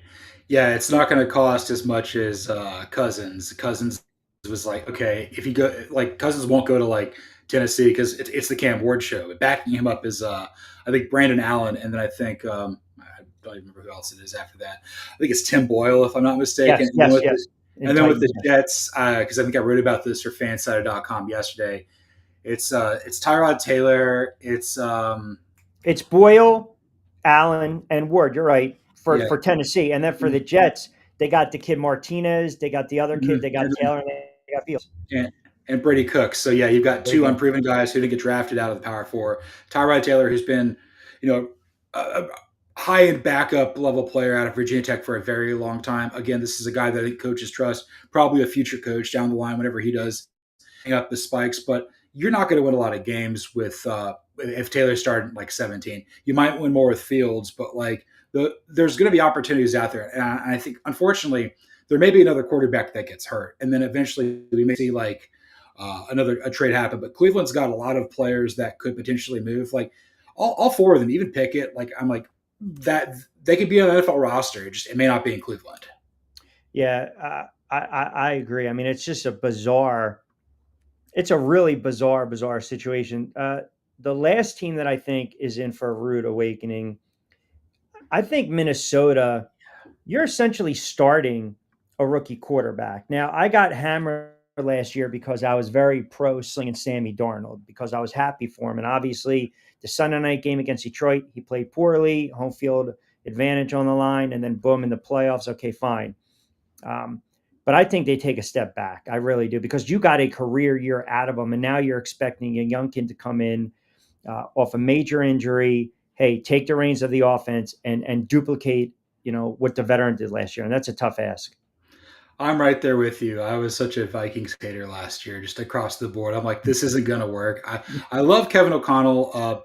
Kwesi Adolfo-Mensah is like one of the handful of general managers that just aggravates me. It's like John Lynch is the same way too with the 49ers. Like, I don't think you operate with consequence. We know Chris Ballard doesn't operate with consequence in Indianapolis. So, and I thought, and McCarthy was always, of the 6 quarterbacks last year, he had the longest way to go. He was the least pro ready. He played at Michigan in an offense that was ground centric. It's all about running the football. He was all kind of propped up there, and then he gets hurt, and you got all these weapons around him. And I just think he's a better version of Zach Wilson. It's the same prototype. I can't get it out of my head. Wow, that's so. You think this kid is going to be essentially a bust? Someone's got a bust from that draft class, and there's things about McCarthy that I can't get there with. And Caleb Williams is another guy that I kind of have concerns with above the shoulders too.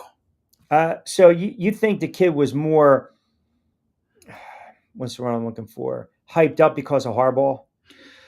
Yeah, I think that Wilton Spate went with Harbaugh. We thought we saw what Cade McNamara looked good, and Harbaugh's a quarterback. He knows what he's doing with the position. And I just kind of feel that a lot of McCarthy's athleticism is kind of overstated. I don't think it really helps. We keep seeing these videos he's spinning around. He can throw it around his back, throw it a million miles an hour. Yeah, but can Justin Jefferson catch it? Can Jordan Addison catch it? Can TJ Hawkinson catch it? And I think the other thing with the Vikings is you're betting very big on your offensive line with 2 guys coming over from the Colts.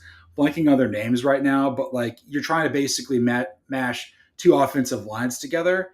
And Detroit and Green Bay, they're not pulling back. I mean, Detroit lost coaches, but talent's still there, and Green Bay's got a high floor, and we'll see what happens with Chicago. But yeah, very dubious of the Vikings. Again, I could be wrong here, but they haven't been to a Super Bowl in 50 years for a reason.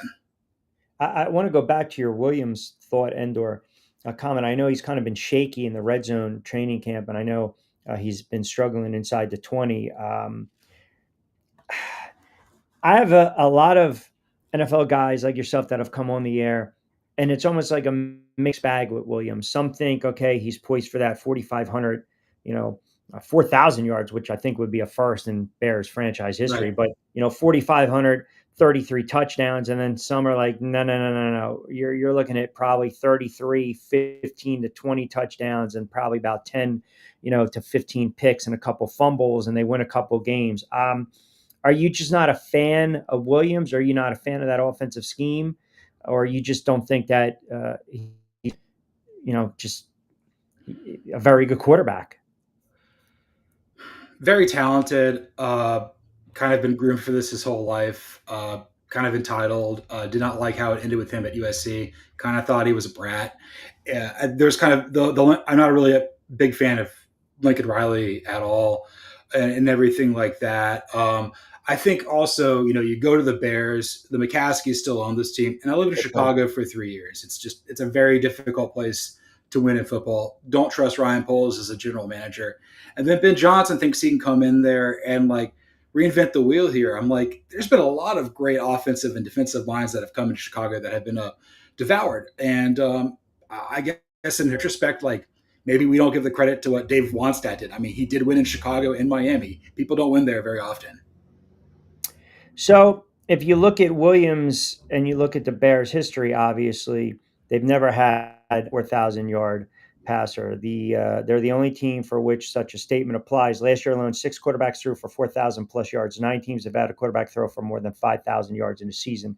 Obviously, Drew Brees did it 5 times with New Orleans. So his lofty goals and expectations, right? 4,000 yards, 25-something touchdowns. Last year, 62% completion percentage, 3,500 yards, 20 touchdowns, 6 picks, 88 passer rating. Took off a little bit. I think sometimes he didn't see the field. I think it was more out of necessity. I think that line's going to keep him upright. I think they have to run the football first. Do you think he'll be given free reign? And when I say free reign, I don't want to say, you can call those holes at the line of scrimmage, but hey, if it's there, take a shot down the field, because we still don't know what we have in Caleb Williams is kind of my point. I don't really trust the receiving core, to be honest with you. I never really have, with the Bears. But I will say, though, I do feel that Ben Johnson will empower him. But you're absolutely right. It starts with the ground game. That's how the Bears offense is built. And if Williams is able to play all 17 games, and they're around 500, he'll probably get above 4,000 yards. He throws a good ball, gets the ball out quickly, but athleticism might be a little bit overstated, but I do think the line's pretty good. So there's things to be had there. It's all about who are you going to finish ahead of in the NFC North? Maybe it's Minnesota, but I can't definitively say that. You see this story with Christian Watkins.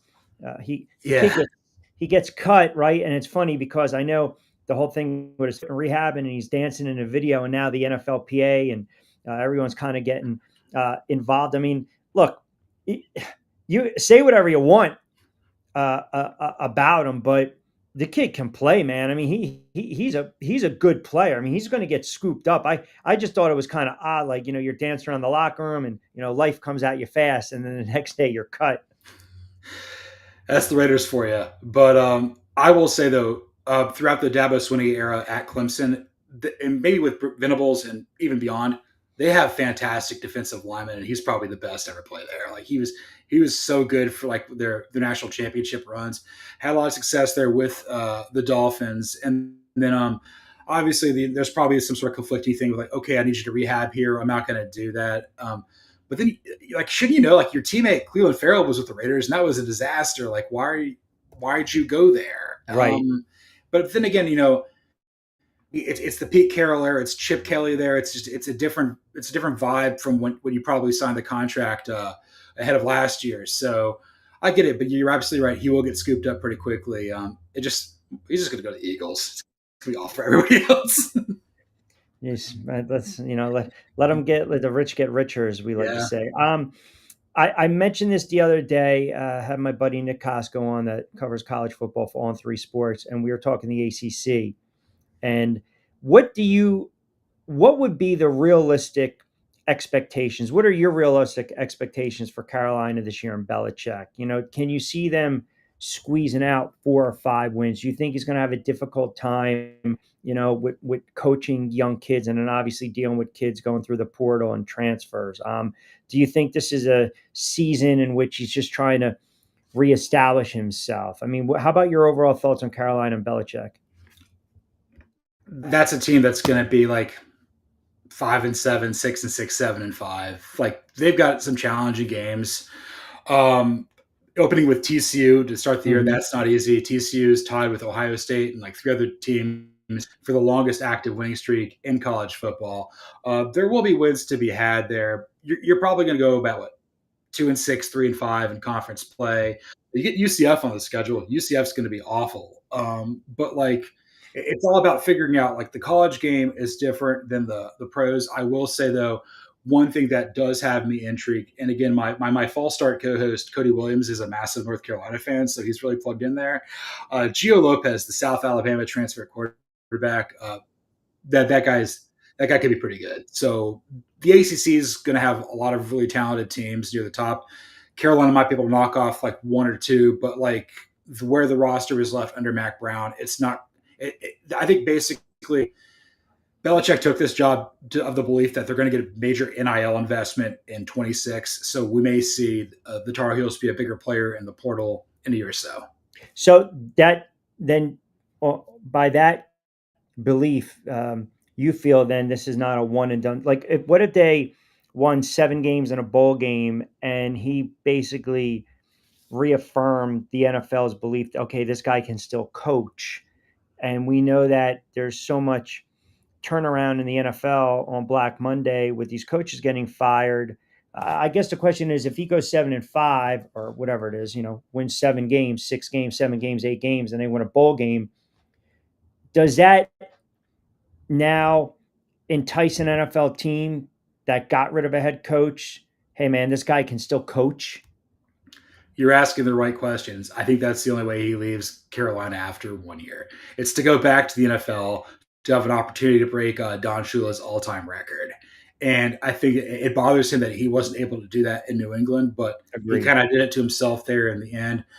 I just don't know what franchise is going to be desperate enough to do that. Everyone's been saying to me all week, Q, give me one team. And there's 2. Dallas, because it's Dallas and Jerry Right. Jones. But the other is the one that he has such high praise and affinity for, and that's the Giants. Yeah. And the fact that Merritt did not give Joe Shane and Brian Daboll a contract extension tells me everything I need to know. Like, it's such a bad situation. That's another team I think is going to be in for a rude awakening for so many different reasons. But I don't want to hear this. Well, we drafted the kid. He only played 6 or 7 games after Russell Wilson was benched or struggled or got hurt. We weren't going to go to Winston. We want to see what the kid has. Give us another year. I don't want to hear that anymore. And I think you and I both agreed they shouldn't have come back. Joe Shane and Brian Daboll should have been fired. Yeah. You made the obvious decision to get Abdul Carter at 3, which you and I and everybody else would have probably done at 3. It's like, that guy's phenomenal.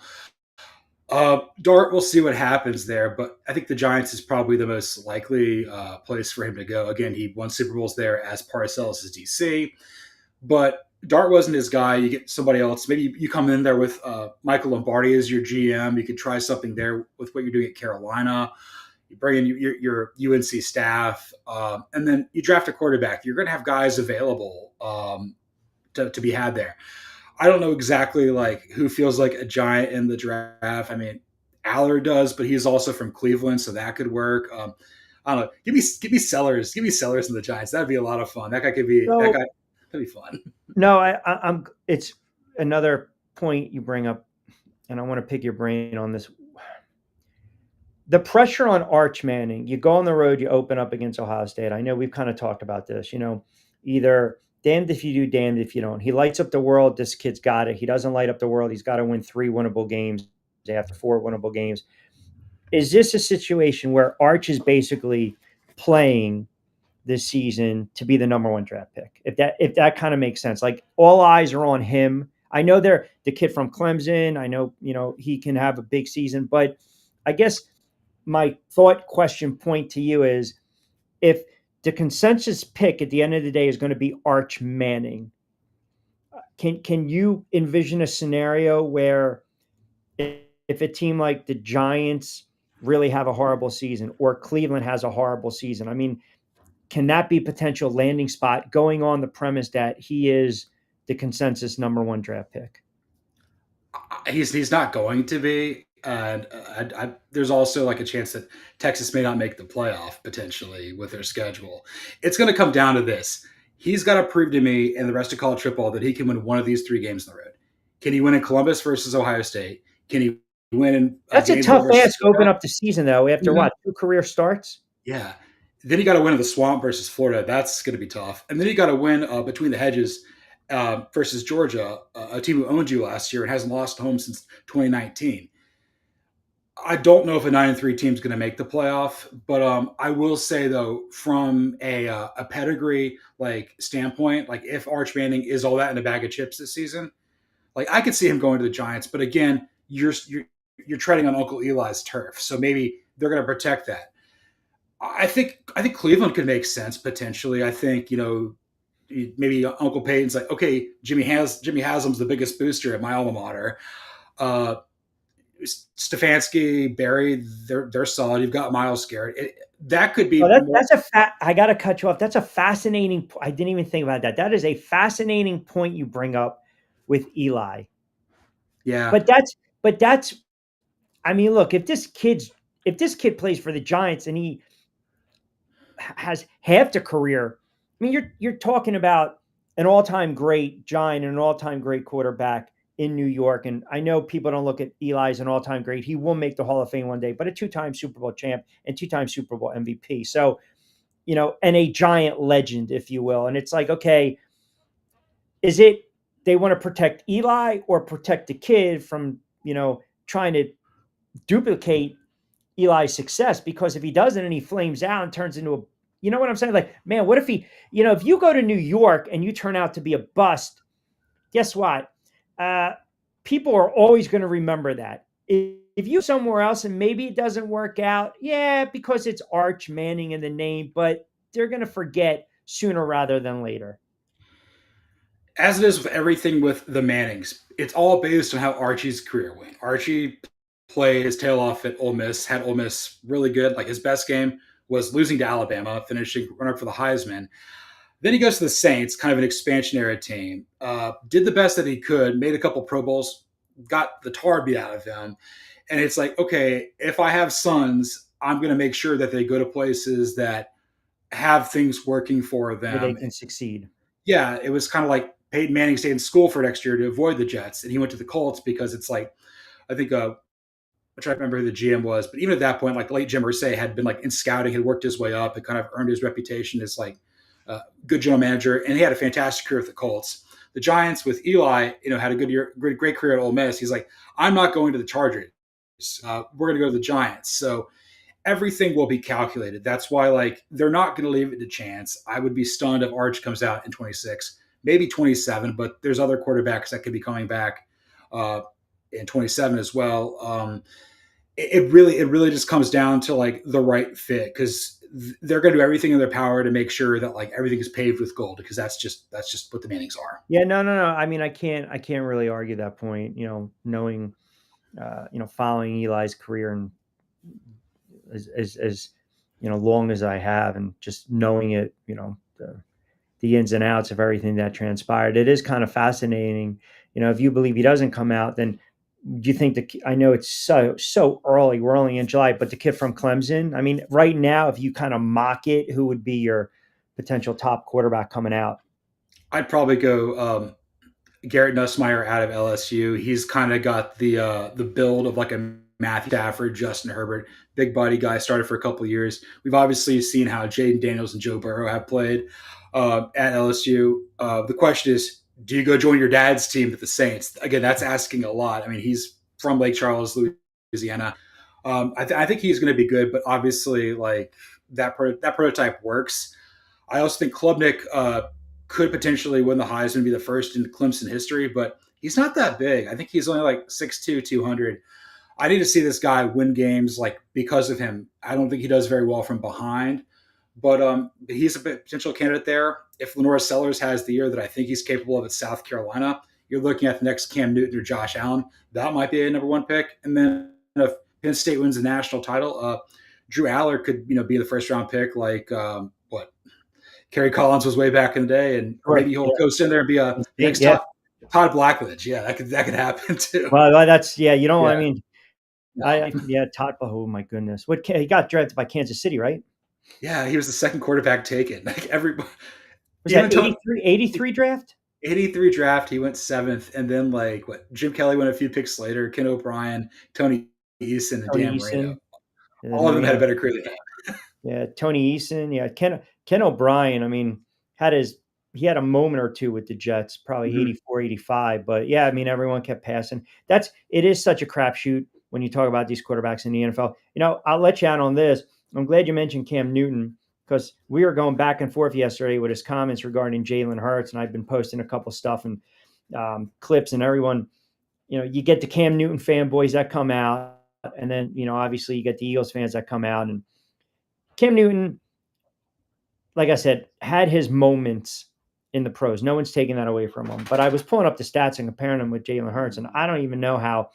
You know, this is a guy that would rather have an MVP, regular season MVP, than a Super Bowl ring. That, to me, that kind of tells you everything you need to know about Cam Newton. But if you look at his career and look what Jalen Hurts has been able to do in a short time, you would say right now Jalen Hurts is the better quarterback. Would you? Oh yeah, I mean, like it's funny that we're comparing them. We're talking about the I biggest know front. it's apples and oranges. I know. We're talking about one of the best college quarterbacks one season ever at Auburn. Like that team had him and Nick Fairley and nothing. He was a And they stud in college. and then obviously he had that 3-year run there with 13, 14, 15 with Carolina. Utterly incredible. The biggest front runner of all time. Like when it's going well, you can't beat your quarterback, you're winning every game. Like that's kind of what he was. When it hits the fan, not so much. Then you look at Jalen Hurts, it's like everybody at Alabama loves him, everybody at Oklahoma loves him. And then, you know, he's not as universally beloved in the NFL. I think that he goes to a great organization in the Eagles. Everyone's like, oh, this guy's way cooler and better than Carson Wentz, whatever the heck we got here. But like Hurts plays the game. He's also the son of a coach. He's going to have a longer career. He's not taking the hits that Newton did. He's also smaller, so he's not like going to force himself out there to get run over. He'll age nicely, and I think he's got the chance to be the greatest quarterback in Eagles history. Yeah, I mean, listen, everyone will still say it's Donovan. You know, Jaws had his cup of coffee. Mm-hmm. Cunningham never can, you know, get through that playoff hump. But I think the fact that Jalen Hurts has gone to 2 Super Bowls in 3 years and he's Super Bowl MVP, outplayed Mahomes twice, and he could have won 2 of them. That kind of right there, that gives you the cachet. No disrespect to a backup in Nick Foles that you know, had his moment in the sun when Carson Wentz got hurt. But yeah, I definitely think it's trending that way. What do you have going on with the many pods that you are entangled in? Okay, so on Wednesday we had the latest episode of Blog and Dirty. I kind of talked about the Falcons heading into training camp. Really excited about all. Talked about, you know, if the Will Levis injury opens up an opportunity for Cousins to get traded. And then I swear, every time I do that show, like something happens in the NFL that's Falcons related or tangential, like Justin Fields, like, maybe they could trade him. Right, but, make a move for him.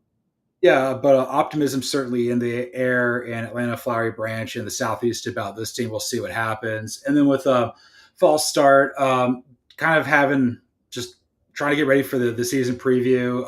We'll start doing some dive-ins on like what the records are, what I think everybody's going to do, trying to figure out who's going to make the playoff. And I kind of got my brain in a pretzel over that. So like, it's the only way I can do it, Rich, is like, I got to pick every game and then I got to see how it goes. And I sat there for like 45 minutes yesterday. I'm like, what am I doing with my life? I can't figure this out. Now, were you a big wrestling fan growing up? At times, like there's certain like wrestlers that, like I kind of like the idea of it. Never really watched it too much, but like there's some wrestlers out there and that I grew fond of. Yeah. Well, even if you were a novice wrestling fan, I said yesterday on the air that Hulk Hogan's heel turn is the greatest in sports history. Now I tried to equate it to other heel turns in sports, and I was like, you know, Favre going to Minnesota, but he had the cup of coffee with the Jets. Marcus Allen was with the Raiders and Kansas City. T.O. Dallas, the Eagles. I really, maybe baseball. Can we find a heel turn in baseball? I hated seeing Tom Glavine pitch for the Mets. That was awful for me personally. Yeah, well, you know what? That's not a bad. Yeah, Johnny Damon, right? But he was also a guy that bounced around a little bit. Yeah, I mean, like when you think of heel turn, you think of like LeBron James going to the Heat and everything like that. I don't necessarily know what else. There might be some other ones out there. The And Glavin's a good one. That's a good one. yeah, yeah, that was one. Freddie Freeman going to the Dodgers. It's all coming up Braves. Oh yeah. I feel Uh, pain. Yeah, you're all these Atlanta Braves wounds are starting to come out right now. if you want to go the other way, Max going to the Braves from the Cubs. That's another one. That's a good one. That's a good one. Yeah, I mean it's I just tried to dig and find, the NFL stuff, and I really it's like if you play your whole career, I think if Favre would have went directly from the Packers to the Vikings, then that I would sit there and say that's a heel turn. Like there you go, that's right up there. But because he had his little stint with the Jets and then it didn't work out, yeah, that's bad week, man. Ozzy, Theo Yeah. Huxtable, Hulk Hogan, Chuck Mangione, not a good week. No, it always comes in waves.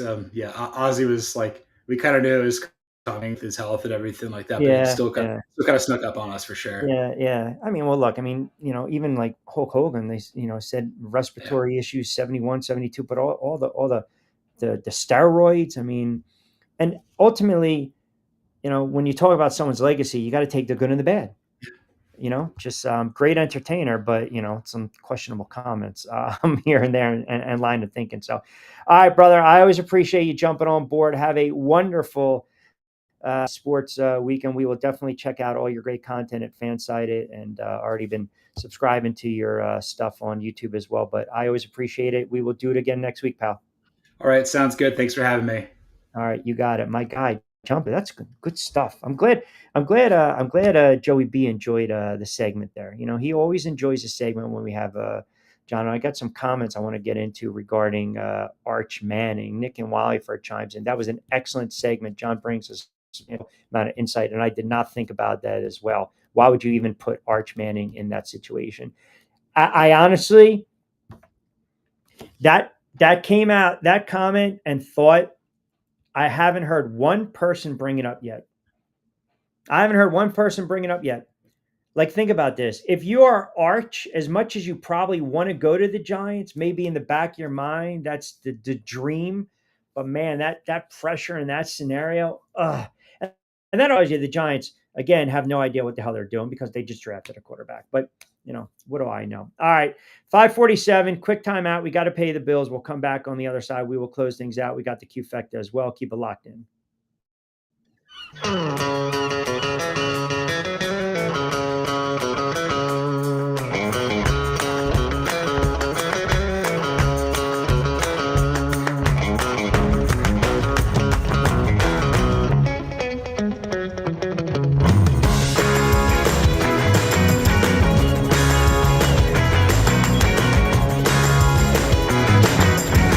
This is what the Down Beach Seafood Fest is all about. It's about community, it's about friends, it's about culture, right? The food culture in Atlantic County is rich.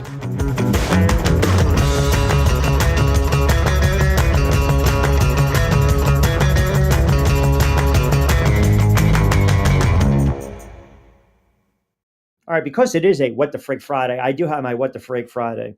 It's a sports story, by the way. Oh, but I will mention the kid that flipped the bat was able to play, but his team got tagged with the mercy rule, so they lost. So I guess it was all for naught. How about this?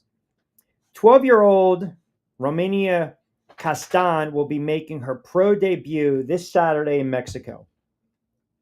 So let me read that again. Let me add in something there. 12-year-old boxer Romina Castan will make her pro debut this Saturday, July 26th in Mexico. Are you kidding me? Like, how are they even sanctioning this fight? A 12-year-old making her pro debut. This is again, it's somewhere in Mexico, and I gotta try to pull it up on Box Rec, and I'll see if I can do that right now to see exactly where this kid is going to be fighting. So this will be, well, they don't actually, BoxRec doesn't have it listed just yet. But 12-year, this is not amateurs where you have headgear. Like, this should not be a sanctioned fight. It shouldn't. You're not sticking a 12-year-old in the ring. God knows who the hell she's going to be fighting. I don't even care if it's a 19-year-old. With no headgear, no protection, you're sticking a 12-year-old in the ring to make her pro debut. I don't care if this is in Mexico or not. You cannot allow this fight to be sanctioned. You can't. There's nothing cute about this. Oh, that's fantastic. For years, fighters got special exceptions if they were 17, because it was very rare you saw a 17-year-old turn pro. 18, fine. 17, different animal. A 12-year-old, you're going to allow this kid at 12 years of age to fight? You're asking, to me, this is beyond savage. It is. It's beyond barbaric. It's disgusting. Who in the world? The promoter, whoever the hell this person is, should be thrown in jail. Should be thrown in jail for even thinking this. The matchmaker, thrown in jail. Yeah, who thought, let me wake up in the morning and have a cup of coffee, a little cup of Bustelo, and decide I'm going to stick a 13-year-old, a 12-year-old in the ring. A 12-year-old in the ring. Make her pro debut. There is absolutely, I do not care how good this kid is as an Ami. It is, you cannot allow this. You can't. You cannot allow this girl to step in the ring. And what the hell? I'm sorry. I'm calling out the family too. Sorry. This is what's so wrong about the sport, and so wrong about some of these countries when they sanction these events. It's disgraceful. It's despicable. It's beyond me actually saying what the frig. I mean, I can't even say what I wanted to say, but on no God's green earth do you allow a 12-year-old to step in the ring and make her pro debut. This is a really bad job, man. It's very disheartening. It's very disturbing. And the promoter and the matchmaker, I would throw them in jail today. Throw them in jail today.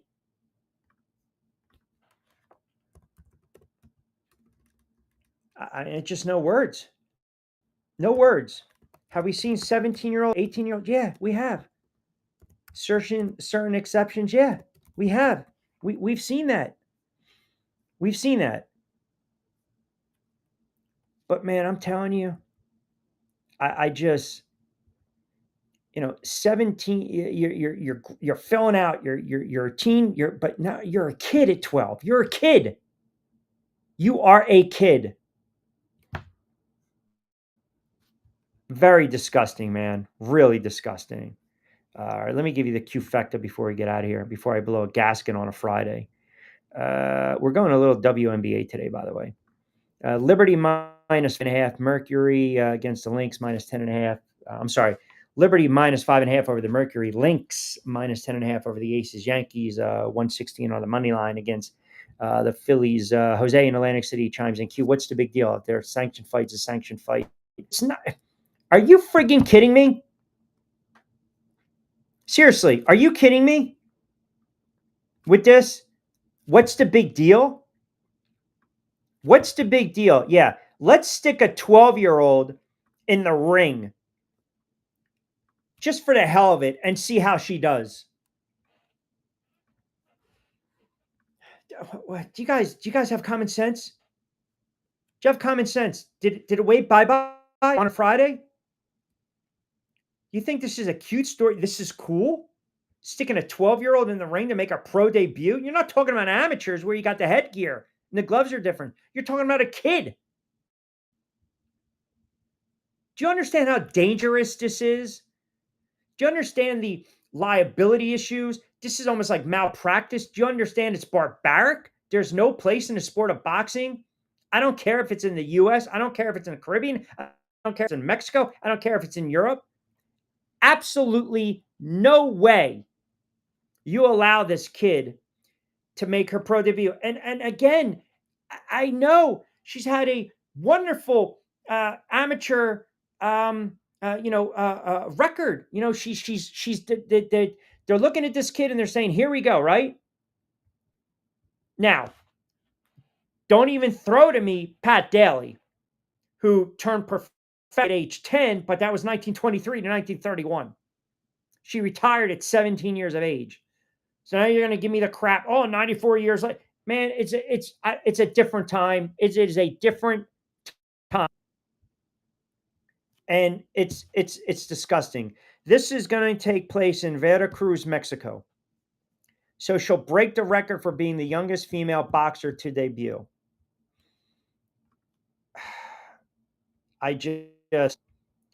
It's very upsetting to actually think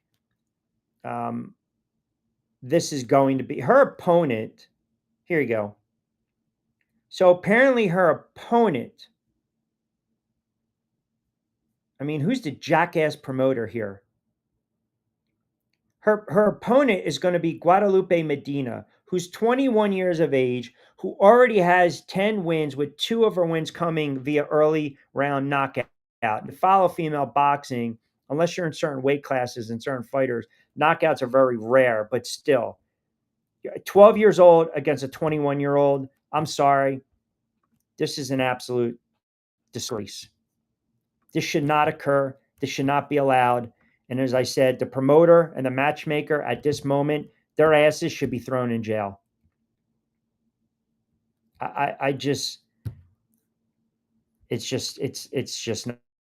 It's not good at all. All right, you got the Q Factor. Good stuff from John Bueller jumping on board. Couple things I want to let you know. We're going to add some segments in for the fall, working on a couple of things come fall time with the show, and also where you'll be able to find us on the platforms going forward. Always lock me into social media. Get social, pretty easy to do. You can follow me on X and IG at Rich Q on Q, TikTok Rich Q on the mic, and of course on Triax57 and a Facebook IG as well. I'll talk a little more about this tomorrow. We're going to do a short edition of Middays on a Saturday. That'll also be on SR 1029 FM The Game. But we want to start wrapping up. Good stuff from John Bueller. Excellent job on the comments, as always. We also are starting to add the audio from our NFL previews, our college football previews with Lloyd Vance, Nick Costco, respectively. That's part of our Back Your Play segment of the show. And you can check out buzzsprout.com. The audio is up right now on Spotify, Apple Podcast, Amazon Music, Podcast Index, Podcast Addict, Podchaser. I will also put the link on the show notes below on the YouTube channel as well. But a lot of the BYPs are up.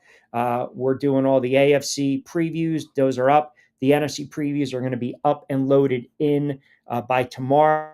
So you guys can definitely support the show in that regard. And remember, these were over the last several weeks, but it's still very evergreen because we were looking at the raw gambling numbers, the win totals, the overs, unders. But again, Apple Podcast, Spotify, Amazon Music, Podcast Addict, Podchaser, Podcast Index, Podcast Player FM, and YouTube as well. So it's all over the place. You can just go on to buzzsprout.com and, of course, Back Your Play. But as I mentioned, definitely Spotify, Amazon Music, and Apple Podcast as well. They're all listed there. All right.